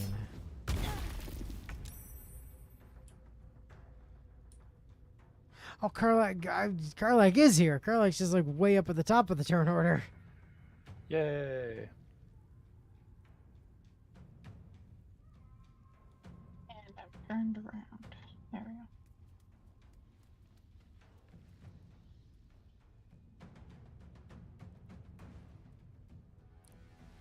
Where are they? They're kind of on raised pedestals off to the side. So there's like a guy up there, and the person that's trying to power word kill us is over there. Oh, they're over there. So they're not in easily Karlakable range unless you can like wang a grenade a really far distance. Wanganade. Also, what the hell? Gil? Sorry. Got a DM from... Fuck? Fire, there's still so many keys in my inventory. Can we fix that? Yeah, send them all back to Natsu. She's feeling a little keyed up. I mean, you can just put them on your keychain.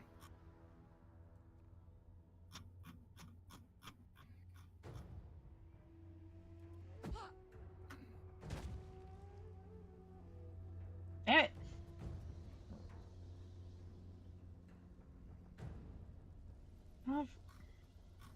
That didn't explode.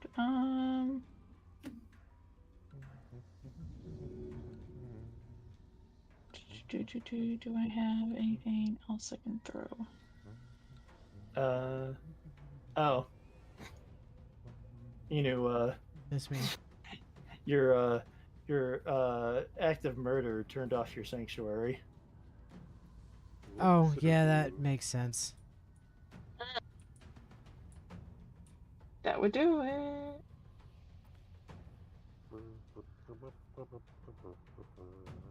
Oh, okay.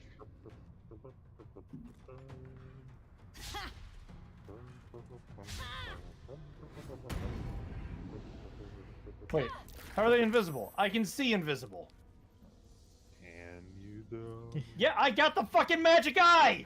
Okay, well, see the invisible thing then, Fivehead. It's supposed to be automatic!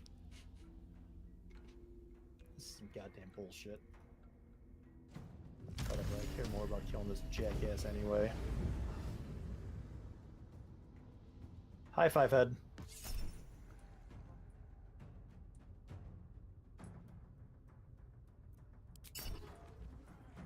What is a Devastator Stropes?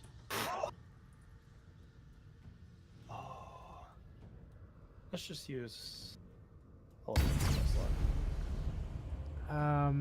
Hey, they have Unstoppable. That's fun. Oh, right, they have Unstoppable. Yeah, okay. But I have multiple attacks. Uh-huh, they still have Unstoppable. Uh-huh. Still have Unstoppable. And now... the bonus attack...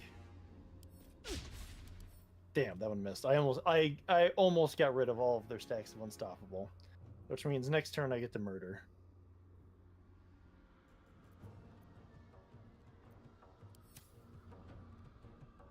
For now, let's make sure I don't get knocked off into the abyss in some unfortunate accident. Damn you, Volo. Curse you and your shitty bargain bin dollar store cyber prosthetics.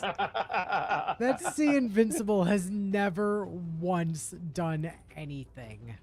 Yeah, you're fucking telling me. I am telling you.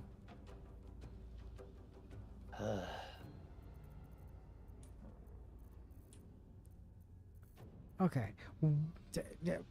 Now, why precisely am I immune to fire?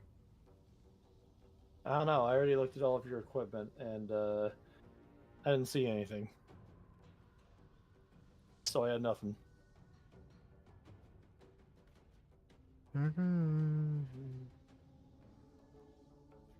Illithid Persuasion? No.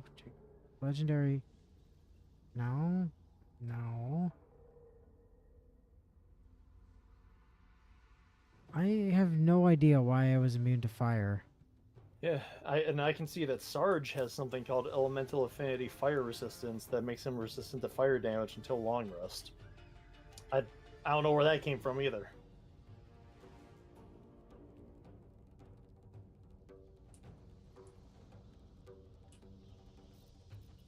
Huh. Well.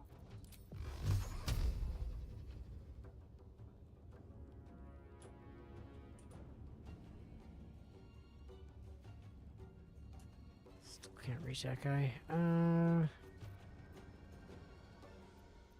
Misty Step is on cooldown. Do I have another Dimension Door scroll? Can I Dimension Door my way somewhere?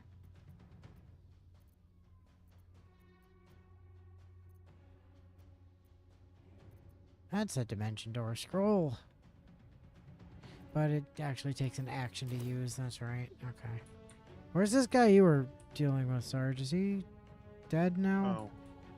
The one Oh, I shot he's is dead now, but there is another one up guy up here. there. Yeah, okay. I see him now. Target is too far. I can fix that.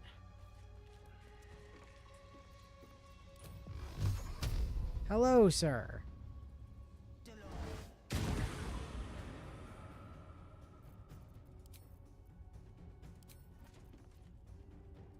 The power.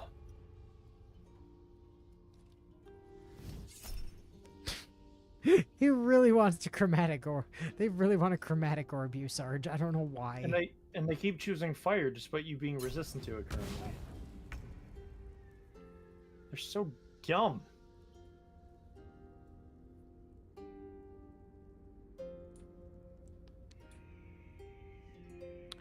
So, I mentioned one of the times that we were streaming recently that there was some controversy going on with Borderlands and like a new EULA that hit, and everybody was losing their minds over it, and it's been getting like review bombed on Steam for like a month now.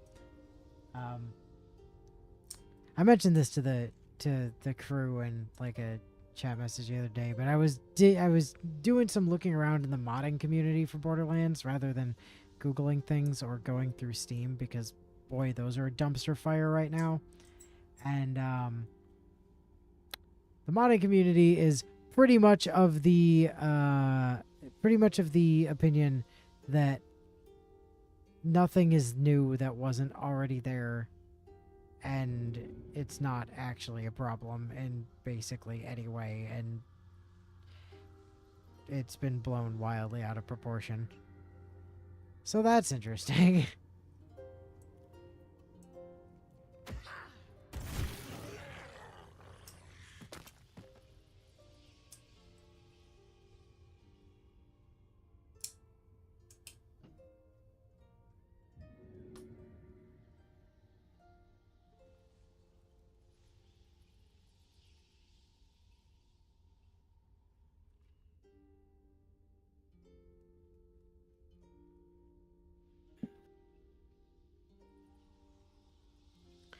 In the process of doing that, I also discovered that the modding community for Borderlands is way bigger than I thought it was.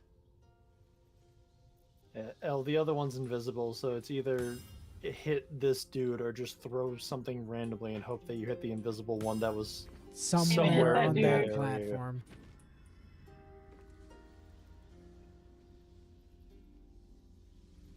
Oh, you're down there now, huh?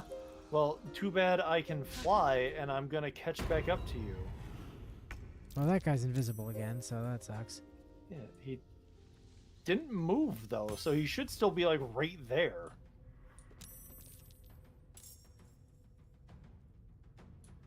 Dumbass. You dumbass.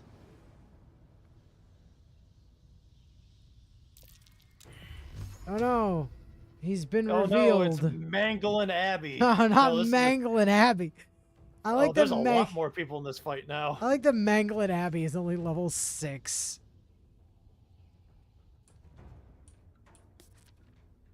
Oh no, all of your unstoppable is gone. Well, no, he still has 1. Yoink! No, he didn't. Oh. He still had 1 at the end of last turn. Yeah, but I already hit him once this turn. Ah, see, I missed that bit. Yoink.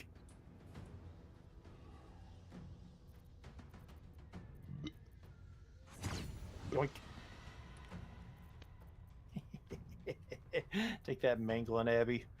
Mangling Abbey ain't doing no mangling no more. Okay, so they got involved in this fight, but I don't see... Oh. Is that... Nightblade? That said, no, I don't... so oh, the Nightblades are in the fight? Upon finding out that the actual, community for Borderlands didn't really think anything was a problem. Oh, they're there. I sort of fired up 2 again because I was missing it. Haven't installed it on my new computer yet though. It's just been playing it off of my old one. And then also decided to just like start a fresh run. And I was like, my default, I think, like, Gage is definitely my favorite character, even though she's kind of, like, I recognize she's kind of bad. Like, Anarchy is very funny, but if you don't stack it, it kind of, like, you don't have any damage, and if you do stack it, you can't hit the broadside of a barn. So I was like, do I run Gage again, or do I just do Maya, who's just sort of my comfort character, and I can brain dead Maya? And I was like, you know what? No, let's actually do like a proper Krieg run. So now I'm just kind of waiting until I can farm a fastball.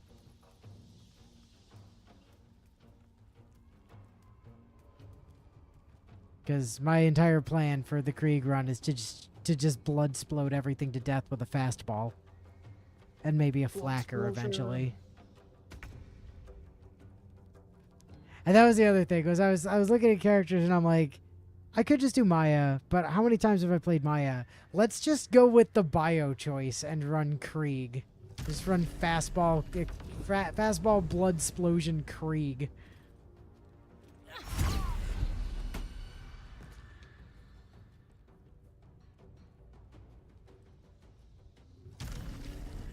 Yo, Willow, bio is about many things.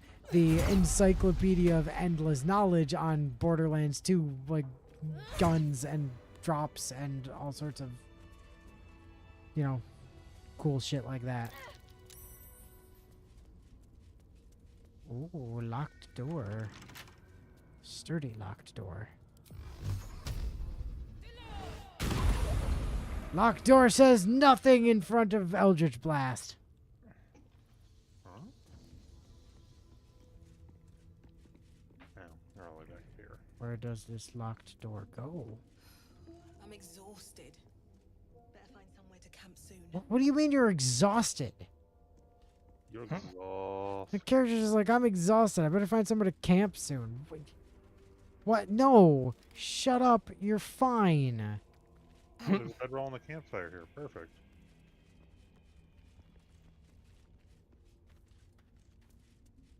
Oh, this just leads around to where Natu was. Hello, Natu. Hello. I came Box from up here for someone I to came loot. from the other direction. Apparently there's a box up there for somebody to loot, according to Sarge. I don't know where there is, so I'm just gonna keep moving around and searching this way. Well, the reason Bio's the research department is because he was giving detailed breakdowns of every fucking red text item in the game as we were playing through Borderlands 2. Well, that, and also you were also the research Bio, you've been the research department as far back as P4G. Like, that's when I started referring to you as the research department. So to give you an idea of where we're at, I just got this armor. I didn't think we were gonna get it this run. Yeah. Aggro. Yeah. We've been doing a mostly good run, but we completed sweet. the ritual and I got the armor, so huh? The celestial elephant. You know, he's a fucker. So He is a fucker, yeah. Yeah, hey, exactly. Fuck yeah. Exactly. See? Francelot knows what's up. She's like, yeah.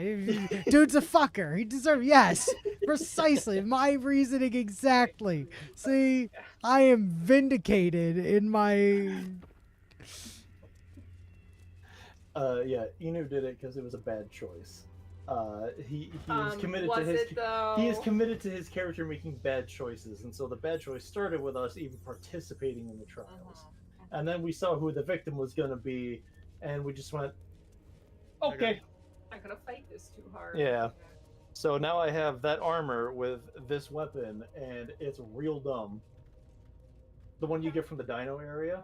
It does piercing damage, so that combined with that armor is one of the highest damage things you can do in the game.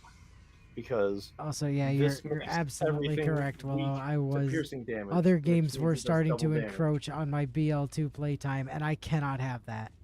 Borderlands 2 must be my highest game on Steam forever. I refuse to let anything else take Borderlands 2's spot. I still have yet to play a single second of Borderlands 3. I need to start that at some point. You know what? Listen, maybe what we do after we finish up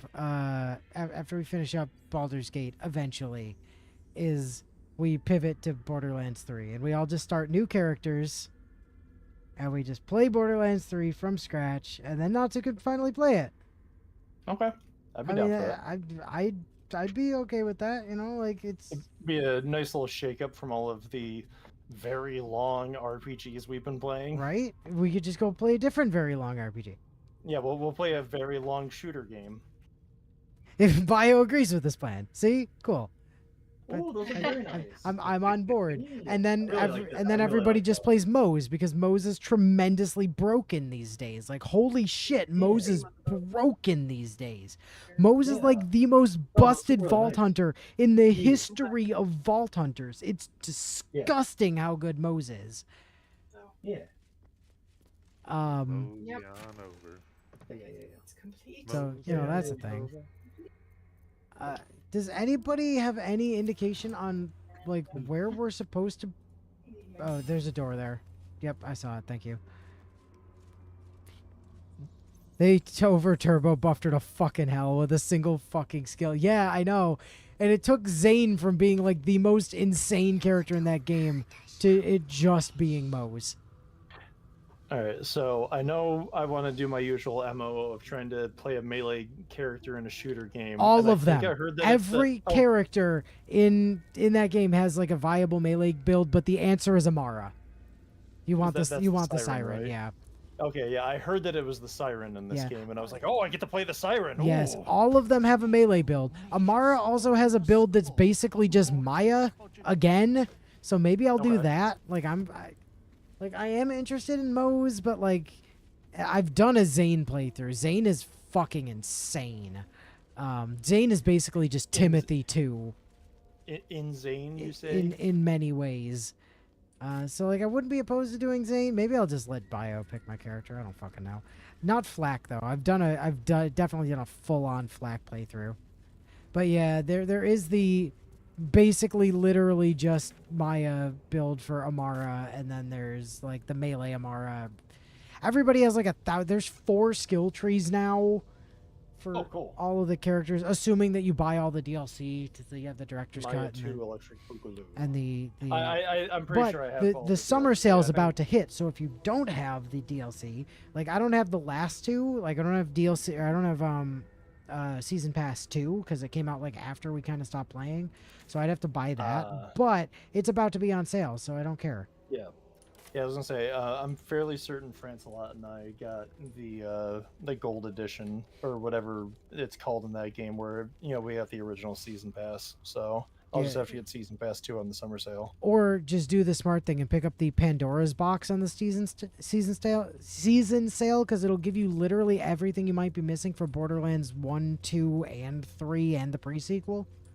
I think I have everything for 1, 2, but and even then pre-sequel. you get a discount for buying the bundles, so you're still getting it cheaper Fair. by getting it through the bundle for the shit you already have. Fair. It's gross. I mean, that's what I'm planning to do. That's an autosave. Yeah. Wee. To be fair to Zane, though, while it is literally impossible to be as good as Mose, he's still just the best, even if he's not the best, especially with the busted shit his 4th skill game. Even before his 4th skill, dude moved at fucking warp speed. Like, dude was Sonic the fucking Hedgehog. He moves so fast you basically couldn't control him as soon as you got a single kill. And oh, we must be close to its hiding place. interesting. Slightly terrified because there's a lot of open chasm. We must have all the nether stones before we Okay, understood. Don't go that direction. Yeah, I get it. Okay. Don't go over there. Then don't go this way. Got it. Understood. Turning around. That means I should definitely go that way because it's a terrible decision, but that will just be wasting everybody's time, which is why I'm not going to. I think at first Purple Tree just makes it so aiming his gun gives him a free multiplicative damage buff. Oh. That's... I mean, listen, I'll say it now. If you want me to run Zane, I will run Zane. I do not give a flying fuck. I just know I've played Flak to death. Like, Flak was the character that both Elle and I played on our first playthrough, and I love Flak. Flak is wonderful, but like, I'd want to do something different for this one. So not Flak, but like literally anything else. Although, I don't think anything's ever going to replace the feeling of playing Krieg in Borderlands 2 for me, because boy, howdy do I love that fucking melee build. Well, the melee build, the grenade build, the the elemental damage or the elemental damage build. Like Krieg has a lot of very interesting shit in BL2. Oh, for sure, but the melee build was where it was at for me, and boy howdy did that thing fucking slap. You got the right build and you were invincible. Auto application includes cryo, meaning literally anything that isn't just outright fully immune to the element is instantaneously frozen after a single shot. Oh, Zane, you fucking ridiculous man. Oh, the blast mine's underneath that corpse. Underneath possibly all of the corpses. Probably under all of the corpses. Yeah, I'm gonna go with under all of the corpses. Alright, let's go put my rogue gear back on real quick so I can turn off all that shit.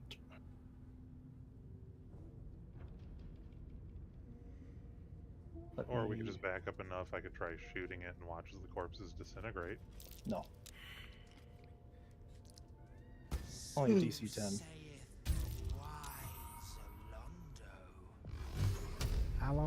Alonzo.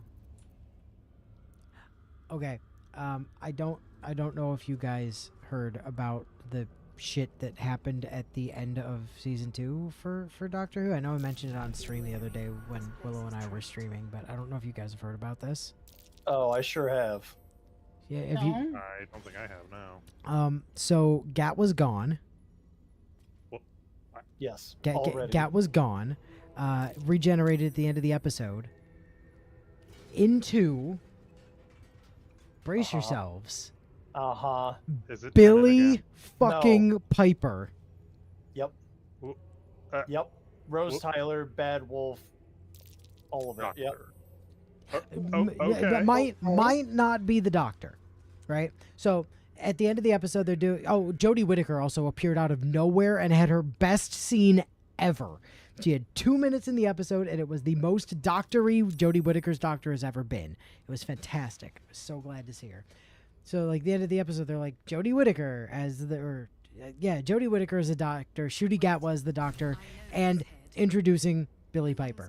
Not introducing Billy Piper as the Doctor. Just introducing Billy Piper.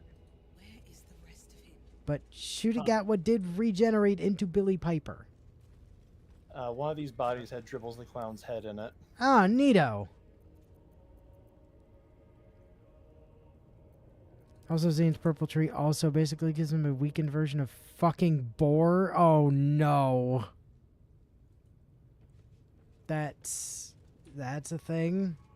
That's definitely a thing.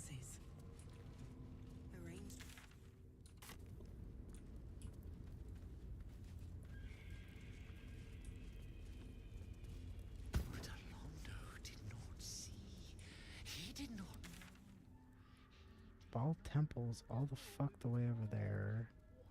Oh. Sigil Circle. Oh, what now? Oh, teleport. Teleport bit.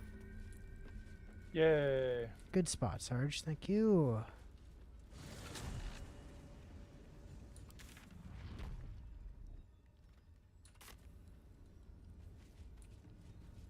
Oh my god. We still have 45 minutes left in the stream. I know. It feels like the stream has been going on forever, and yet there's still 40 minutes. Oh, God. Oh, I got that. There's going to be a second. Yep. Not so. While you do that, I'm going to... Circle's changed to red, which means no more teleportation. I'm going to come over here.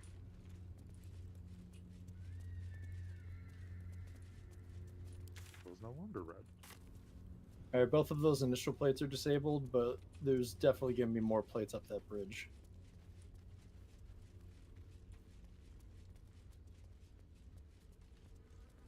But Orlando did not see. He did not know. Revealed that path. Good. I mean, that bridge is where we gotta go, so...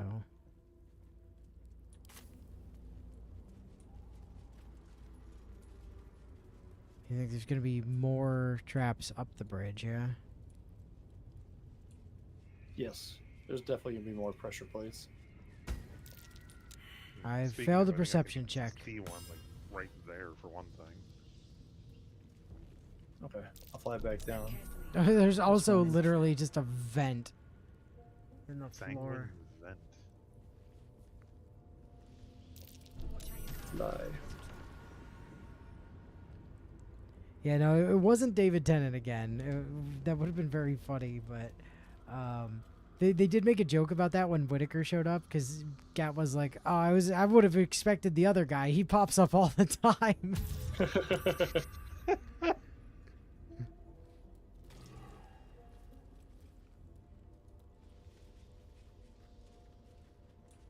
I mean, I'm interested to see where this thing with Billy Piper is going.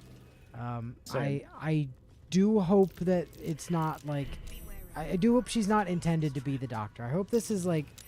Because what happened was like Gatwa funneled his regeneration energy through the TARDIS console for a bit because he was trying to like force a change in reality. I'm hoping that because of that funneling, this is like Bad Wolf. Yeah, I'm thinking it's going to be. Also, it was pointed out online in a thing that I saw that in the 50th anniversary, when Rose Tyler, or the thing that had Rose Tyler's appearance, showed up. It was the moment, yeah. Yeah, the moment. That's what it was called, right?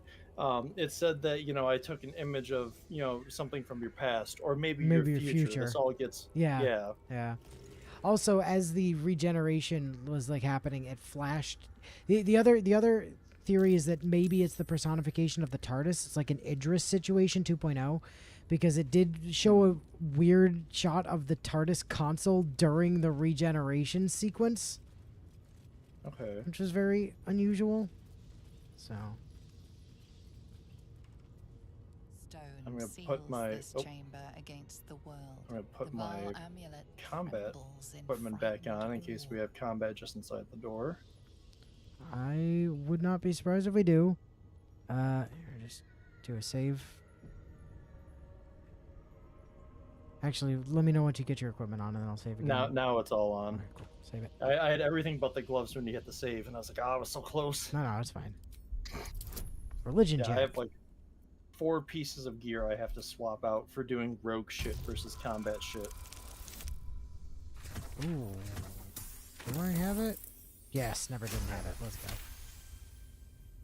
Murder. Bloody murder. Who else but Baal would these symbols honor?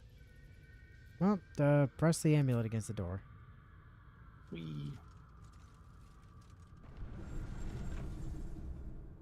Who's that ball Will you return capybara? once you cross this threshold? I mean, yeah, I would hope so. Karlak is inspired. we Alright, put well, we put an amulet we're about against to the do, door. Karlak is inspired. We're about to do a fight against Orin. Oh yeah. Actually, they're kind of chill so far. That's not gonna last. Orenberry, where the fuck are you? We need to have words. Is that you down in the center? And by words, we really... There she is. literally dropped it Update: rescue Orin's victim. Oh, hey. Hi, Lizelle. I hear footsteps trip-trapping on the Murder Lord's stones. It refused the Murder Lord's command and comes crawling into his sanctum with the tyrant unpulped. Oh, did it think it could protect? Did it think it could save? Only the blades can offer salvation. That is a hell of a knife.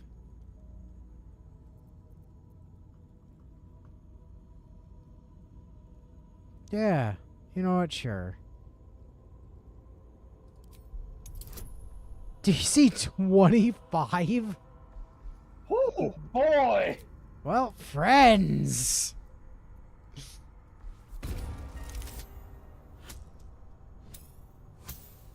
Never didn't have it, actually. Really? Friendly reminder not to stick your dick in crazy. It is your blood I am destined to spill. Your death's spit will stain these walls, little lamb. Yeah, don't be so sure of that there, lady. Your murder should have been Okay, exquisite. hair. A crypt-born effigy to greet Bal's bleeding dawn. And now it will be nothing.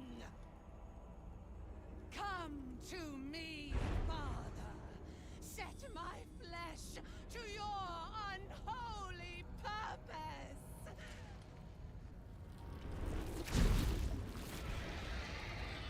Ooh. Unleash the rancor.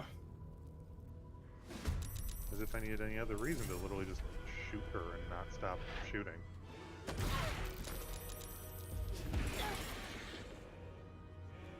Well, she just floored you instantaneously, sir.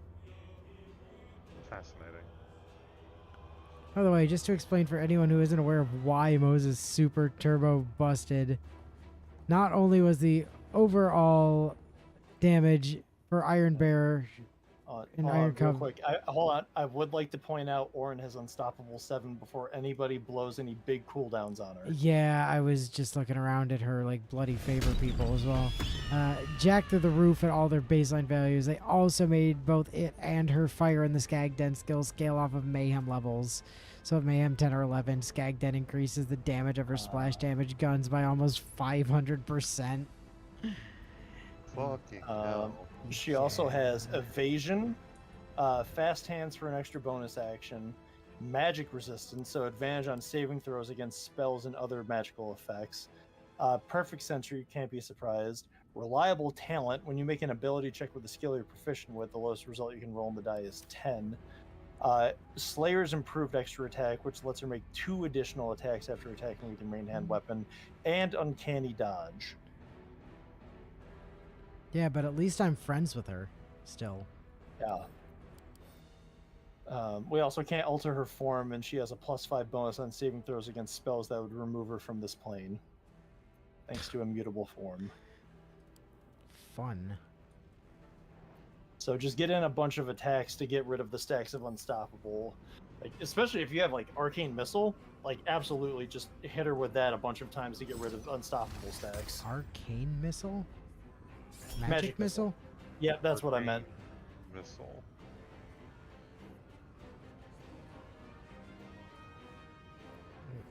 I don't know what they're throwing, but...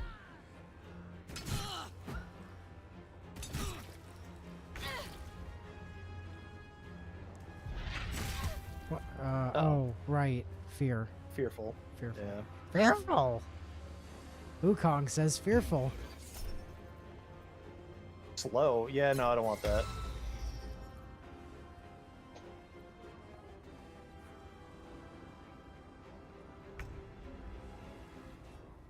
Okay. Okay, so... Let now's me... the time. Where's dexterity? Hex dexterity.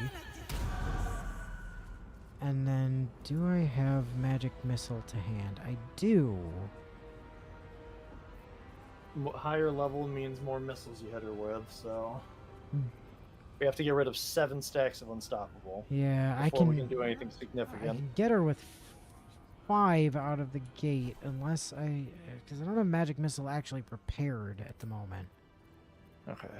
So I've got it on a skill from somewhere. So I'm casting it at 3rd level. Okay. But that is 5 stacks. Yes, that's almost all of them. Fuck yeah. Wait, did he get... No, I didn't. I was just looking in the wrong spot. For a second, I thought I got rid of all of them, and I was like, how? I'll take it, but how? You're questioning it. Don't question it. Nope, so... Do I have...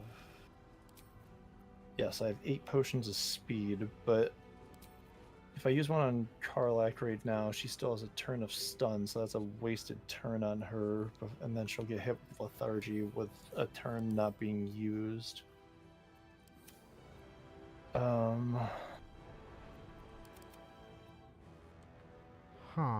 No, that doesn't get rid of Fearful. By the way, just in case anybody was curious, the giant skull symbol on the wall also gets a turn. What? Yeah, this giant skull symbol over here, it has a turn in initiative. It sure does. And it's Oh, called that's the Boon horrifying. of Ball. I don't like that. I also don't like that.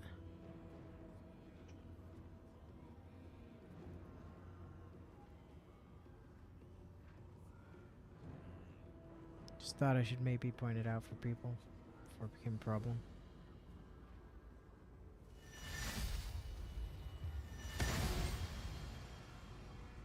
Why wasn't that turned on? Well, you didn't excite it enough, obviously. Clearly. I have this thing from being a fallen paladin called Aura of Hate, which makes me and any nearby fiends and undead deal an additional 3 piercing damage to damage dealt with melee weapons, which is even more potent with that armor I just picked up. By the way, Lizelle is not dead, for anyone curious. She is listed as Yes. knocked out. Yes. Shit. I don't know if it's worth using a speed potion this turn when Sarge is feared and Karlak is stunned. Maybe I just drink one myself and I worry about throwing next turn. Oh, I would prefer you they don't can throw. actually make- We need to be locked in for this fight. I'm not throwing the fight. I was gonna throw a potion. Man, I hate This the has English Baldur trying to language. Sacrifice us. Yeah. Jesus Christ. Okay, let's just drink a Oh, potion. Jesus Christ.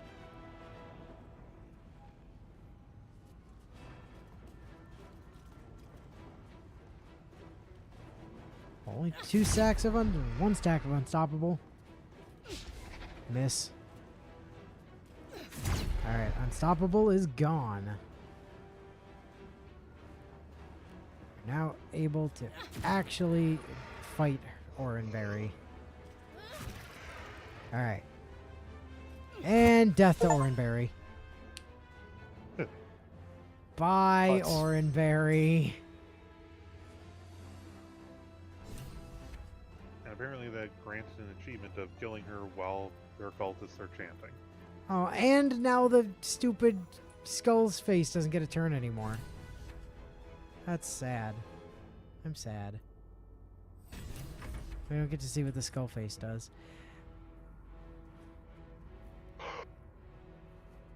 That was kind of gross. Yeah. Thank God for me having a 3rd level magic missile on command. Yes. Yes.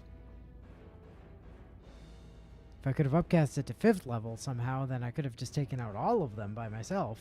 That would have been silly.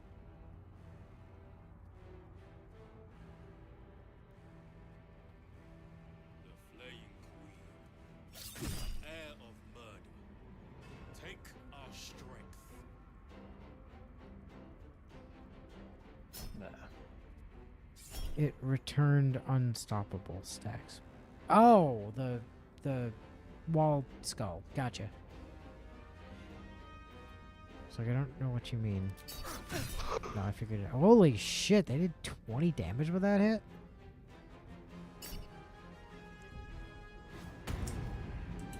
Here we go again.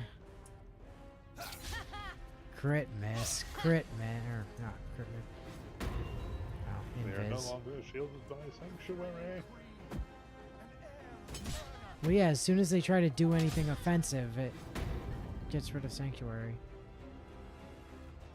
I'm sorry, did he just turn himself invisible and then walk straight into your anti-invis eye and stop being invisible? Yeah, it actually worked for once.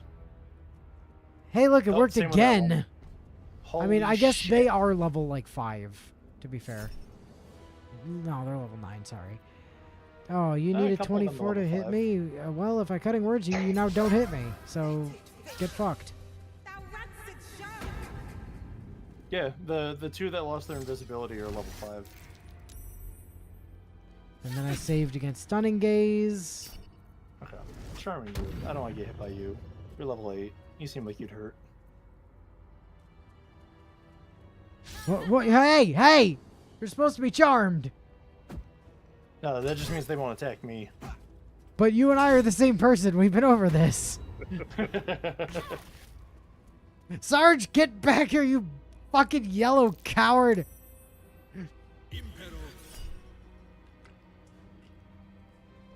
Yellow-bellied coward, quit running away. You're not allowed to do anything but, apparently. Well, I have my next murder target because I don't want that slow to stick.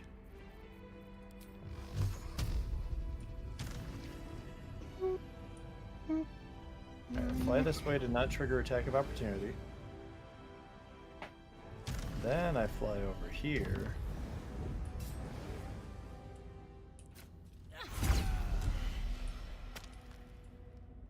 Yeah. Get fucked, bud. No slow for you.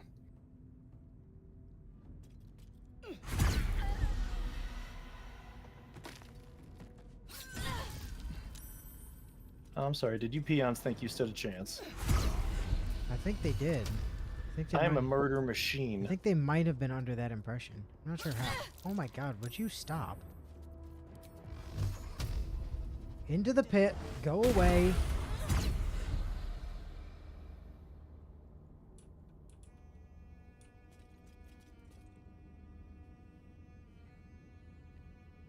Do I bonus action? It's not gonna kill her. So, oh yeah, she also has 2 unstoppable stats, so... And now she's hexed. I think I take this chance to heal instead then to make sure I don't go down. Seems reasonable. Here, I'll come stand next to her to do trigger 2 attacks of opportunity if she.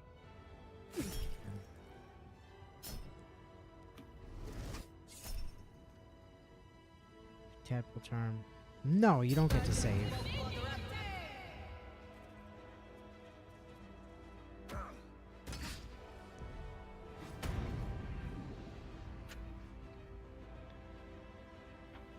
Oh, oh, he just tried to shove me into the void. Sure did. Rage ended. Rage ended. Oh. I didn't get hit or attacked for a whole turn. Get mad! Tell life to take the lemons back! Who do you think you are that you can give Cave Johnson lemons? Do you know who I am? I have that entire rant as sounds on my soundboard for my Discord. I'm the man who's gonna burn your house down with the lemons.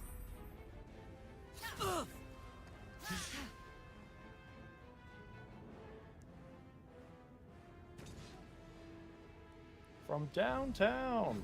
He is a national treasure, that man. Yes. Probably even an international treasure, frankly speaking.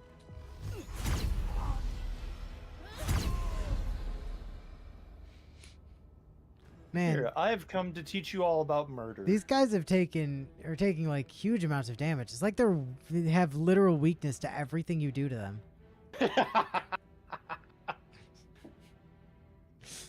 This is like in metaphor. If you just use that one skill from or that one synergy skill from Magic Knight that applies a pierce weakness to an enemy, and then just stab them with pierce over and over again.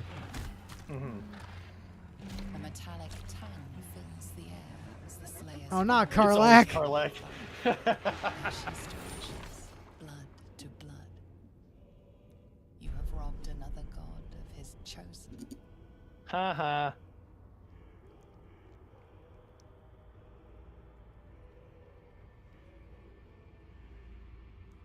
Well, Karlach? A glint of light on something in the blood catches your eye.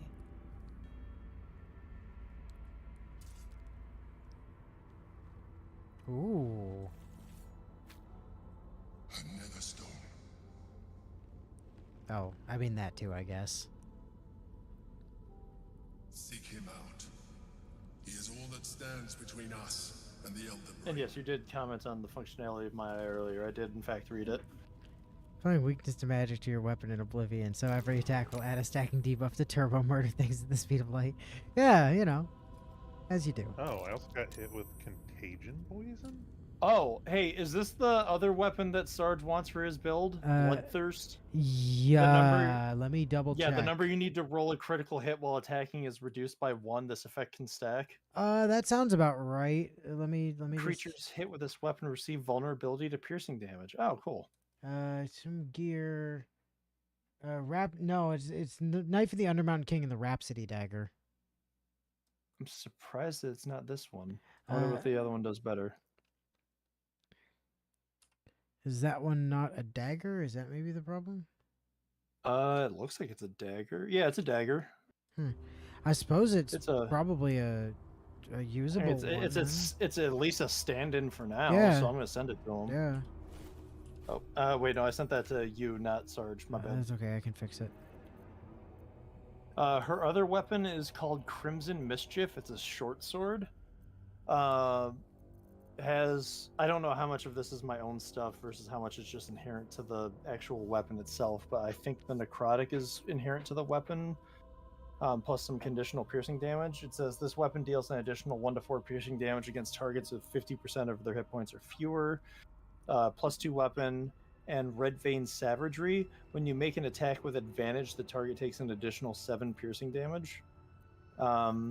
And that's when it's in the main hand. The offhand instead gets a effect called Crimson Weapon. When you make an attack with your offhand weapon, you can add your ability modifier to the damage of the attack. So, I don't know if anyone's interested in it, but it looks cool.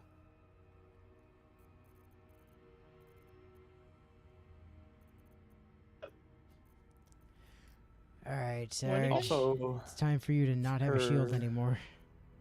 Her armor, Mutilated Carapace, +1 to attack and damage rolls while shape-shifting or disguised, which doesn't gonna matter for any of us. But also for like face stuff, you have advantage on deception checks and persuasion checks, just like at all times. Sorry, that's. So, I'm gonna send that to you in case you want it. I just sent it to you. Oh, the carapace. Yeah.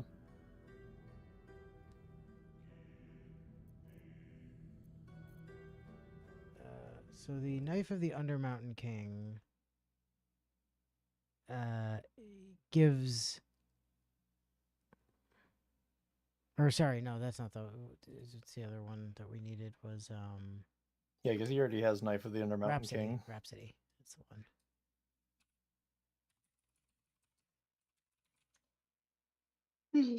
The Rhapsody is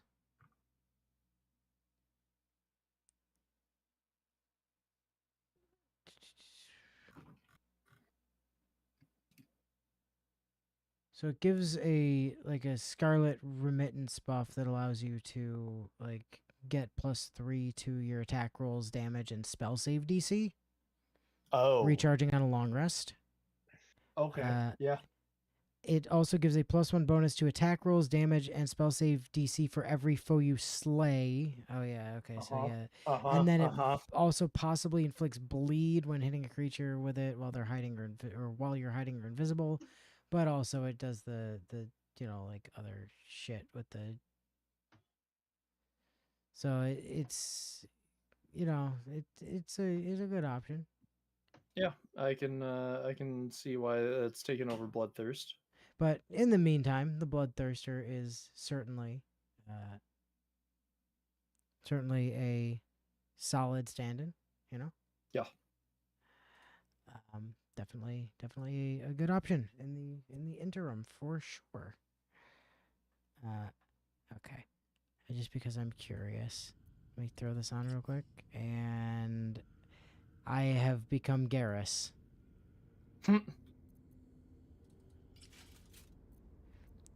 I kind of want to try dyeing that with some of my dyes and see if it looks less trash. Yeah, we can do that at the end of the session. See what it does, if anything. Yeah. Well, that's the Ball Temple done. Well, except for rescuing Lizelle off this altar. Oh right, yeah, her.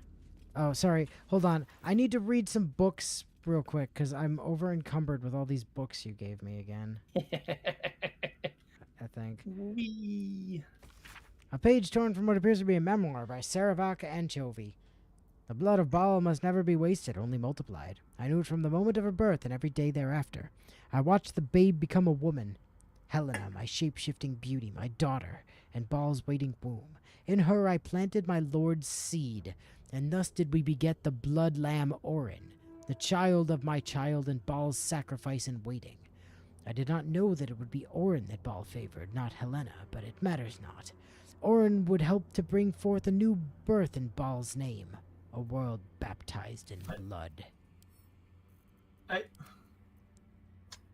don't like some of the implications in that letter.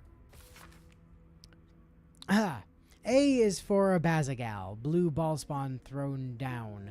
B is for Bone Throne, Baal diced there for a crown. Ah, yes.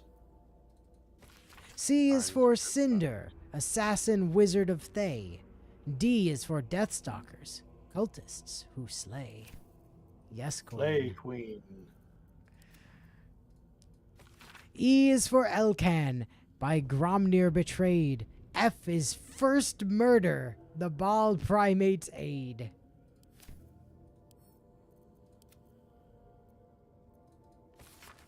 This sweat-blotted letter looks unfinished, perhaps even unsent. To my fellow blood brethren, if you're reading this missive, know that you number among my most trusted confidants. Also know that if you betray my trust, my hands will grip your throat with the steadfast embrace of long-parted lovers. So yes, of late, my friends, I have felt a calling when my fingers meet each other around a windpipe, as if there's a voice whispering sweet nonsense into my ear as I tear the breath from my quarry's lungs. I think I am chosen by our Lord of Murder, perhaps even related. Yes, my brethren, I will stake my claim on a legacy of murder, a throne of blood. I will challenge Lady Orenberry to her birthright, and if my grip stops her gasps before she flays my skin from bone, I will become Strangler Luke, son of Baal. Note to self, come up with catchier title before sending. That one's rubbish. Good for you, Strangler Luke, son of Baal. Some tells me he didn't make it. The effigy of Amelison, who grasped divinity. What use her betrayal? She thought herself perfect, but forgot the one she served. Below is an exaggerated signature written in blood, or in the red. I'm getting my choking hand ready. Actually, I think this, Orin outfit might be the thing that's actually weighing me down here. Yeah. I mean, if you don't want it, you don't want it. I gave you a advantage. Yeah, I'm just trying to find some face skills. So yeah, I'm just finding some stuff from my inventory that I can not be carrying.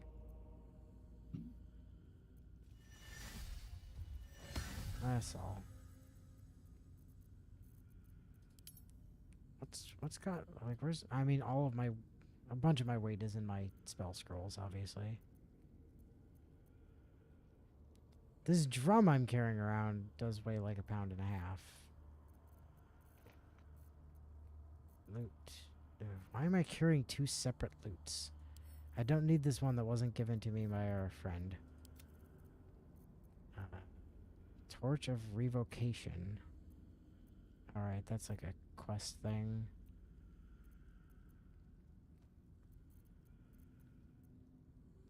The real thing that's weighing me down is the child that I'm still carrying in this pouch, but I refuse to put my child into storage. That's just weird. Am I still over encumbered, by the way?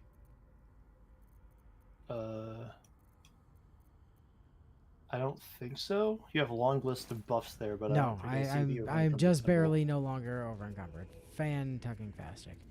Lae'zel, wake the fuck up! My head is pounding. To think I was taken captive by that disgusting creature. An error I'm glad you swiftly rectified. Yeah, swiftly. I will not let my guard slip again. I swear by Mother Gith's Scion. No, the shapeshifter's dead, so... Yeah, I mean... What do you mean, why am I carrying a child? Why would I not be carrying... Listen, Willow, this is my child. This here is my child egg. I birthed it. And by birthed it, I mean I stole it when we were back in the Get Yankee crash, and it's mine now. I will be its mother. I will raise it to not be fucking dickhead. Eventually, when it finally hatches. Which has to happen eventually. Orin's chest key. Fallen. Dirge, no! What? Guys, Yes. Dirge is here on the floor. Yep. No. Because we didn't play a dirge, Orin successfully killed the dirge in this playthrough. At this point, nobody can control rain, and it knows it. We must seize the third stone before it breaks free. How weakly the city slumbers above, safe behind its walls. It forgets what lurks below. It must be reminded. If the tyrant wishes them to suckle his accursed teat, I can make them crave it. My sweet assassin set to stalk their hearts and stifle their throats. My changelings will turn the very face of hope against them. Master choking apprentice, father hacking down son. This city will butcher itself soon enough, and the lordling will be powerless to stop it. Well, that's just fun.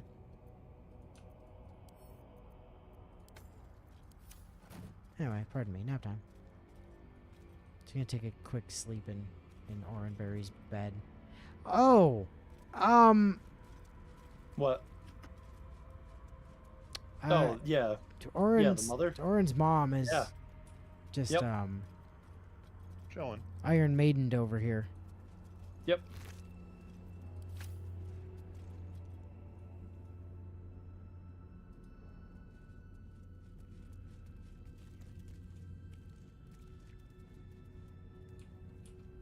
Yeah, I know we got told that he got turbo murdered. I just, I wasn't necessarily expecting to see the body, you know? Really want to hammer it home that Oren was more than a bit f***ed in the head.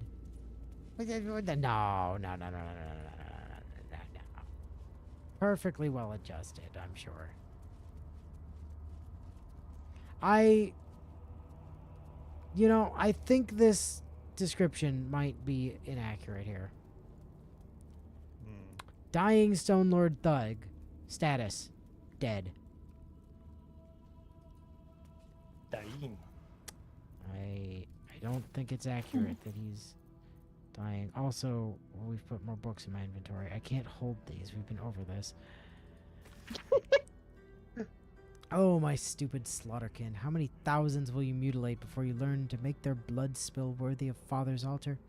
You deceive your god with these mindless flayings, and our temple, no, my temple, decays because of it. It can't be so. It mustn't be so. The favorite of Baal must be one worthy of his name, one who serves him and only him. If you insist on shouldering the yoke of these other so-called chosen, then I will craft you a better one. A worm to make you mindless as the altar meat you butcher, and I will restore this temple in Baal's true image, a glorious vision built atop your festering corpse. This is a notebook filled with handwritten poems, most of which seem to be about communicating with the murdered dead through contemplation of their corpses. The verse, much of it quite accomplished, is lyrical and elegiac, profoundly insightful and even moving. Final poem is 34 lines in length, ending with the words below. Your corpus was killed, your life ephemeral, but your death was fine art, and art is eternal. Hail, immortal victim, hail, in sacrifice live ever on. That did not rhyme. Lord Baal, the poison that Quack sold me was not effective diluted in the ale. Writhing failure of a slave that I am, I offer all of the gouted landlord's gold drifted from deviants and their excess. I pray only it can fund a mighty homicide, and one day my corpse may sip on gall goblets with you in your domain.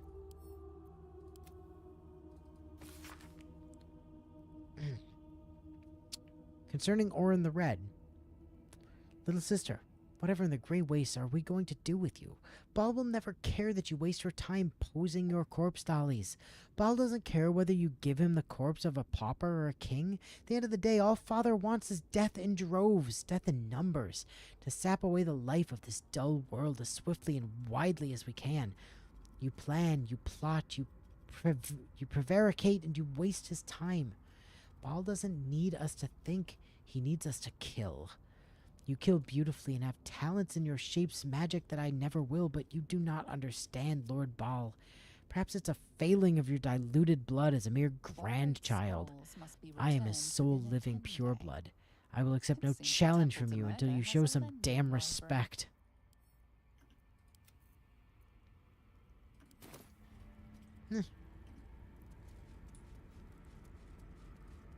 Well, anyway, Ball Temple done. We Ballin'. Baller. I cannot fast travel from this area. You know, yeah, I guess that tracks, huh? Fine. Nightblade Elda? Hello? Her screams. So loud. Should have cut them off. Squeezed harder. Still, she is silent now. Yep. Good. Sure is. Good chat.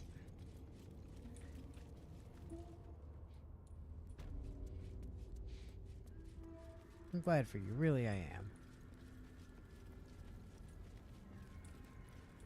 Now, let me out of the anti-teleport zone so that we can be elsewhere. Thank you. We Back to the Basilisk Gate for now. Okay. So, things still to do in the city. We still need to... Oh yeah, that works. Sure. We still have the robot foundry to go deal with, so we can continue to fuck over Lord Douchehead. Yes. We still have a cache to go find in the north of the city. Still have to find the Diabolist Helsik. Yep, we still have to go save Vanra.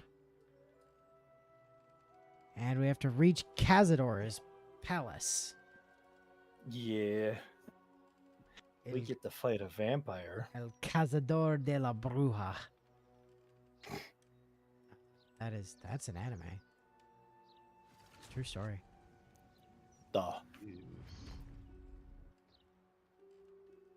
We got 2 nether stones now. Yay.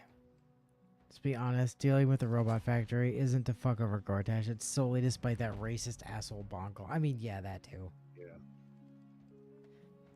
Clearly, they don't know anything about genetics. If Saiyans have taught me anything, it's they only get stronger as you dilute their blood with future generations. I mean, yeah. Yeah.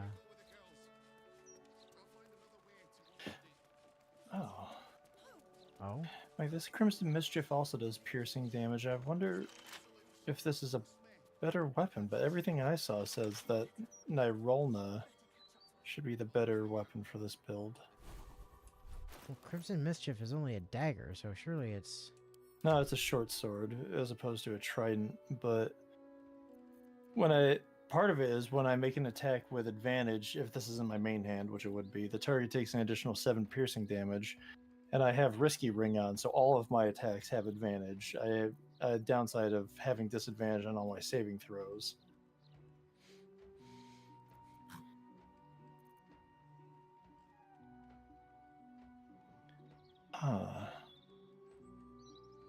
Oh, but then I wouldn't have that. That's why, because I can't wield a short sword in 2 hands like I can the trident, so I wouldn't have Great Weapon Master. Right. That's what it is. That's not great. No. Great. Great. Masterfully done. The Steel Watch Foundry is locked. So that's...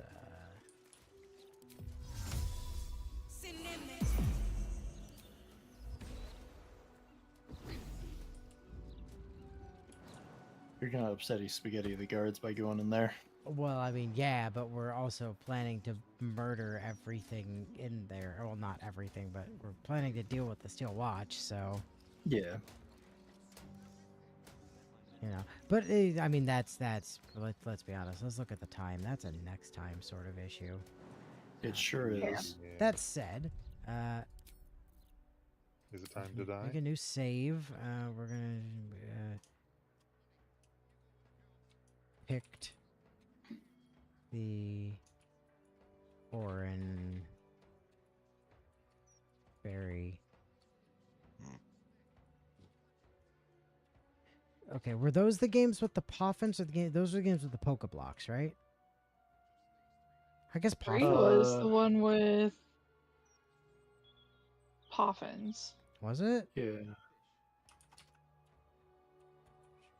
All I right. don't even know. No. 4 either. was the one with the Poffins. I think three was the Pokeblocks. Okay, yeah. 3 was blocks. Okay. I mean, Oranberries were in both games, so I mean, it works either way, but... Yeah, I was gonna say Oranberry started in Gen 2, didn't they? No. Gen 2, Okay. Gen 2 had Berry and Goldberry and Puzzlecure Berry and Frizzcure Berry and Mint Berry and possibly some other ones. I don't really remember all of them, but yeah, Gen 2, they hadn't actually named the berries yet. They were just sort of description of what it does berry. Yeah, I forgot about that. Didn't do it as it turned into the standard set of berries, but they themselves, yeah, exactly. Yeah, what I said, more or less. All right, time for me to hop back to camp real quick, now that I have that save down, and find my... Dye your gear. Find my chest? I never know which one's which. That one is not mine. I mean, you can just hit tab and then go into your chest. There we go. Oh, okay. I got it. Okay. So let me grab my dyes here real quick. Pick those up. Equip my Oranberry costume. And let's combine the pink dye with it.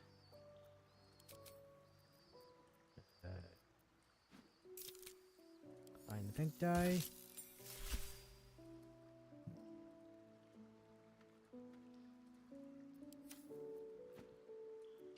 Oh god, that makes it even more flesh colored. I'm not really surprised, just, you know.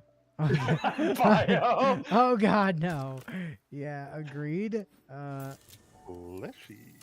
Try the... Whoa! That blue one is like... looks kind of cool. Yeah, I don't hate the blue one on that, actually. That said, it's still not something that I'm going to be wearing regularly, so... No. At the very least, it means that you can load the save and save the first dye that you used. Yeah, I mean, I'm going to just not use either of them at this point. I might remember next week, maybe, to use the blue one. Who knows? But yeah, anyway, yeah, that's this week. Next week, next time we play the game, which may or may not be next week. We all know this game is cursed. It's going to be the Steel Watch Foundry. And then whatever else we can fit in. Especially now that we actually have a plan for, like, after BD3, because, like, we didn't really have one. Like, we've thrown around some idea. I know Natsu at one point joked we'd do, like, Baldur's Gate 1 after Baldur's Gate 3, and I think we all knew that was a joke, and nobody took it seriously. Yes. But, like, actually having a plan, you know, it's a good thing. We know what to do. It means that we all know that we have to get BG3 installed on devices at some point, but it's a while off still. Yeah. Yeah. And we're not going to have to look shit up because we'll have bio to tell us what all the guns do. It'll be great. Although, I mean, let's be honest, my thing is find a conference call because conference call is like easily my favorite gun in Borderlands, but you know, it's just me. You're goddamn right. Of course I am. You're my research department bio. I have you for these things. Anyway, yeah, that's a future us problem. So, until next time, whatever next time ends up being.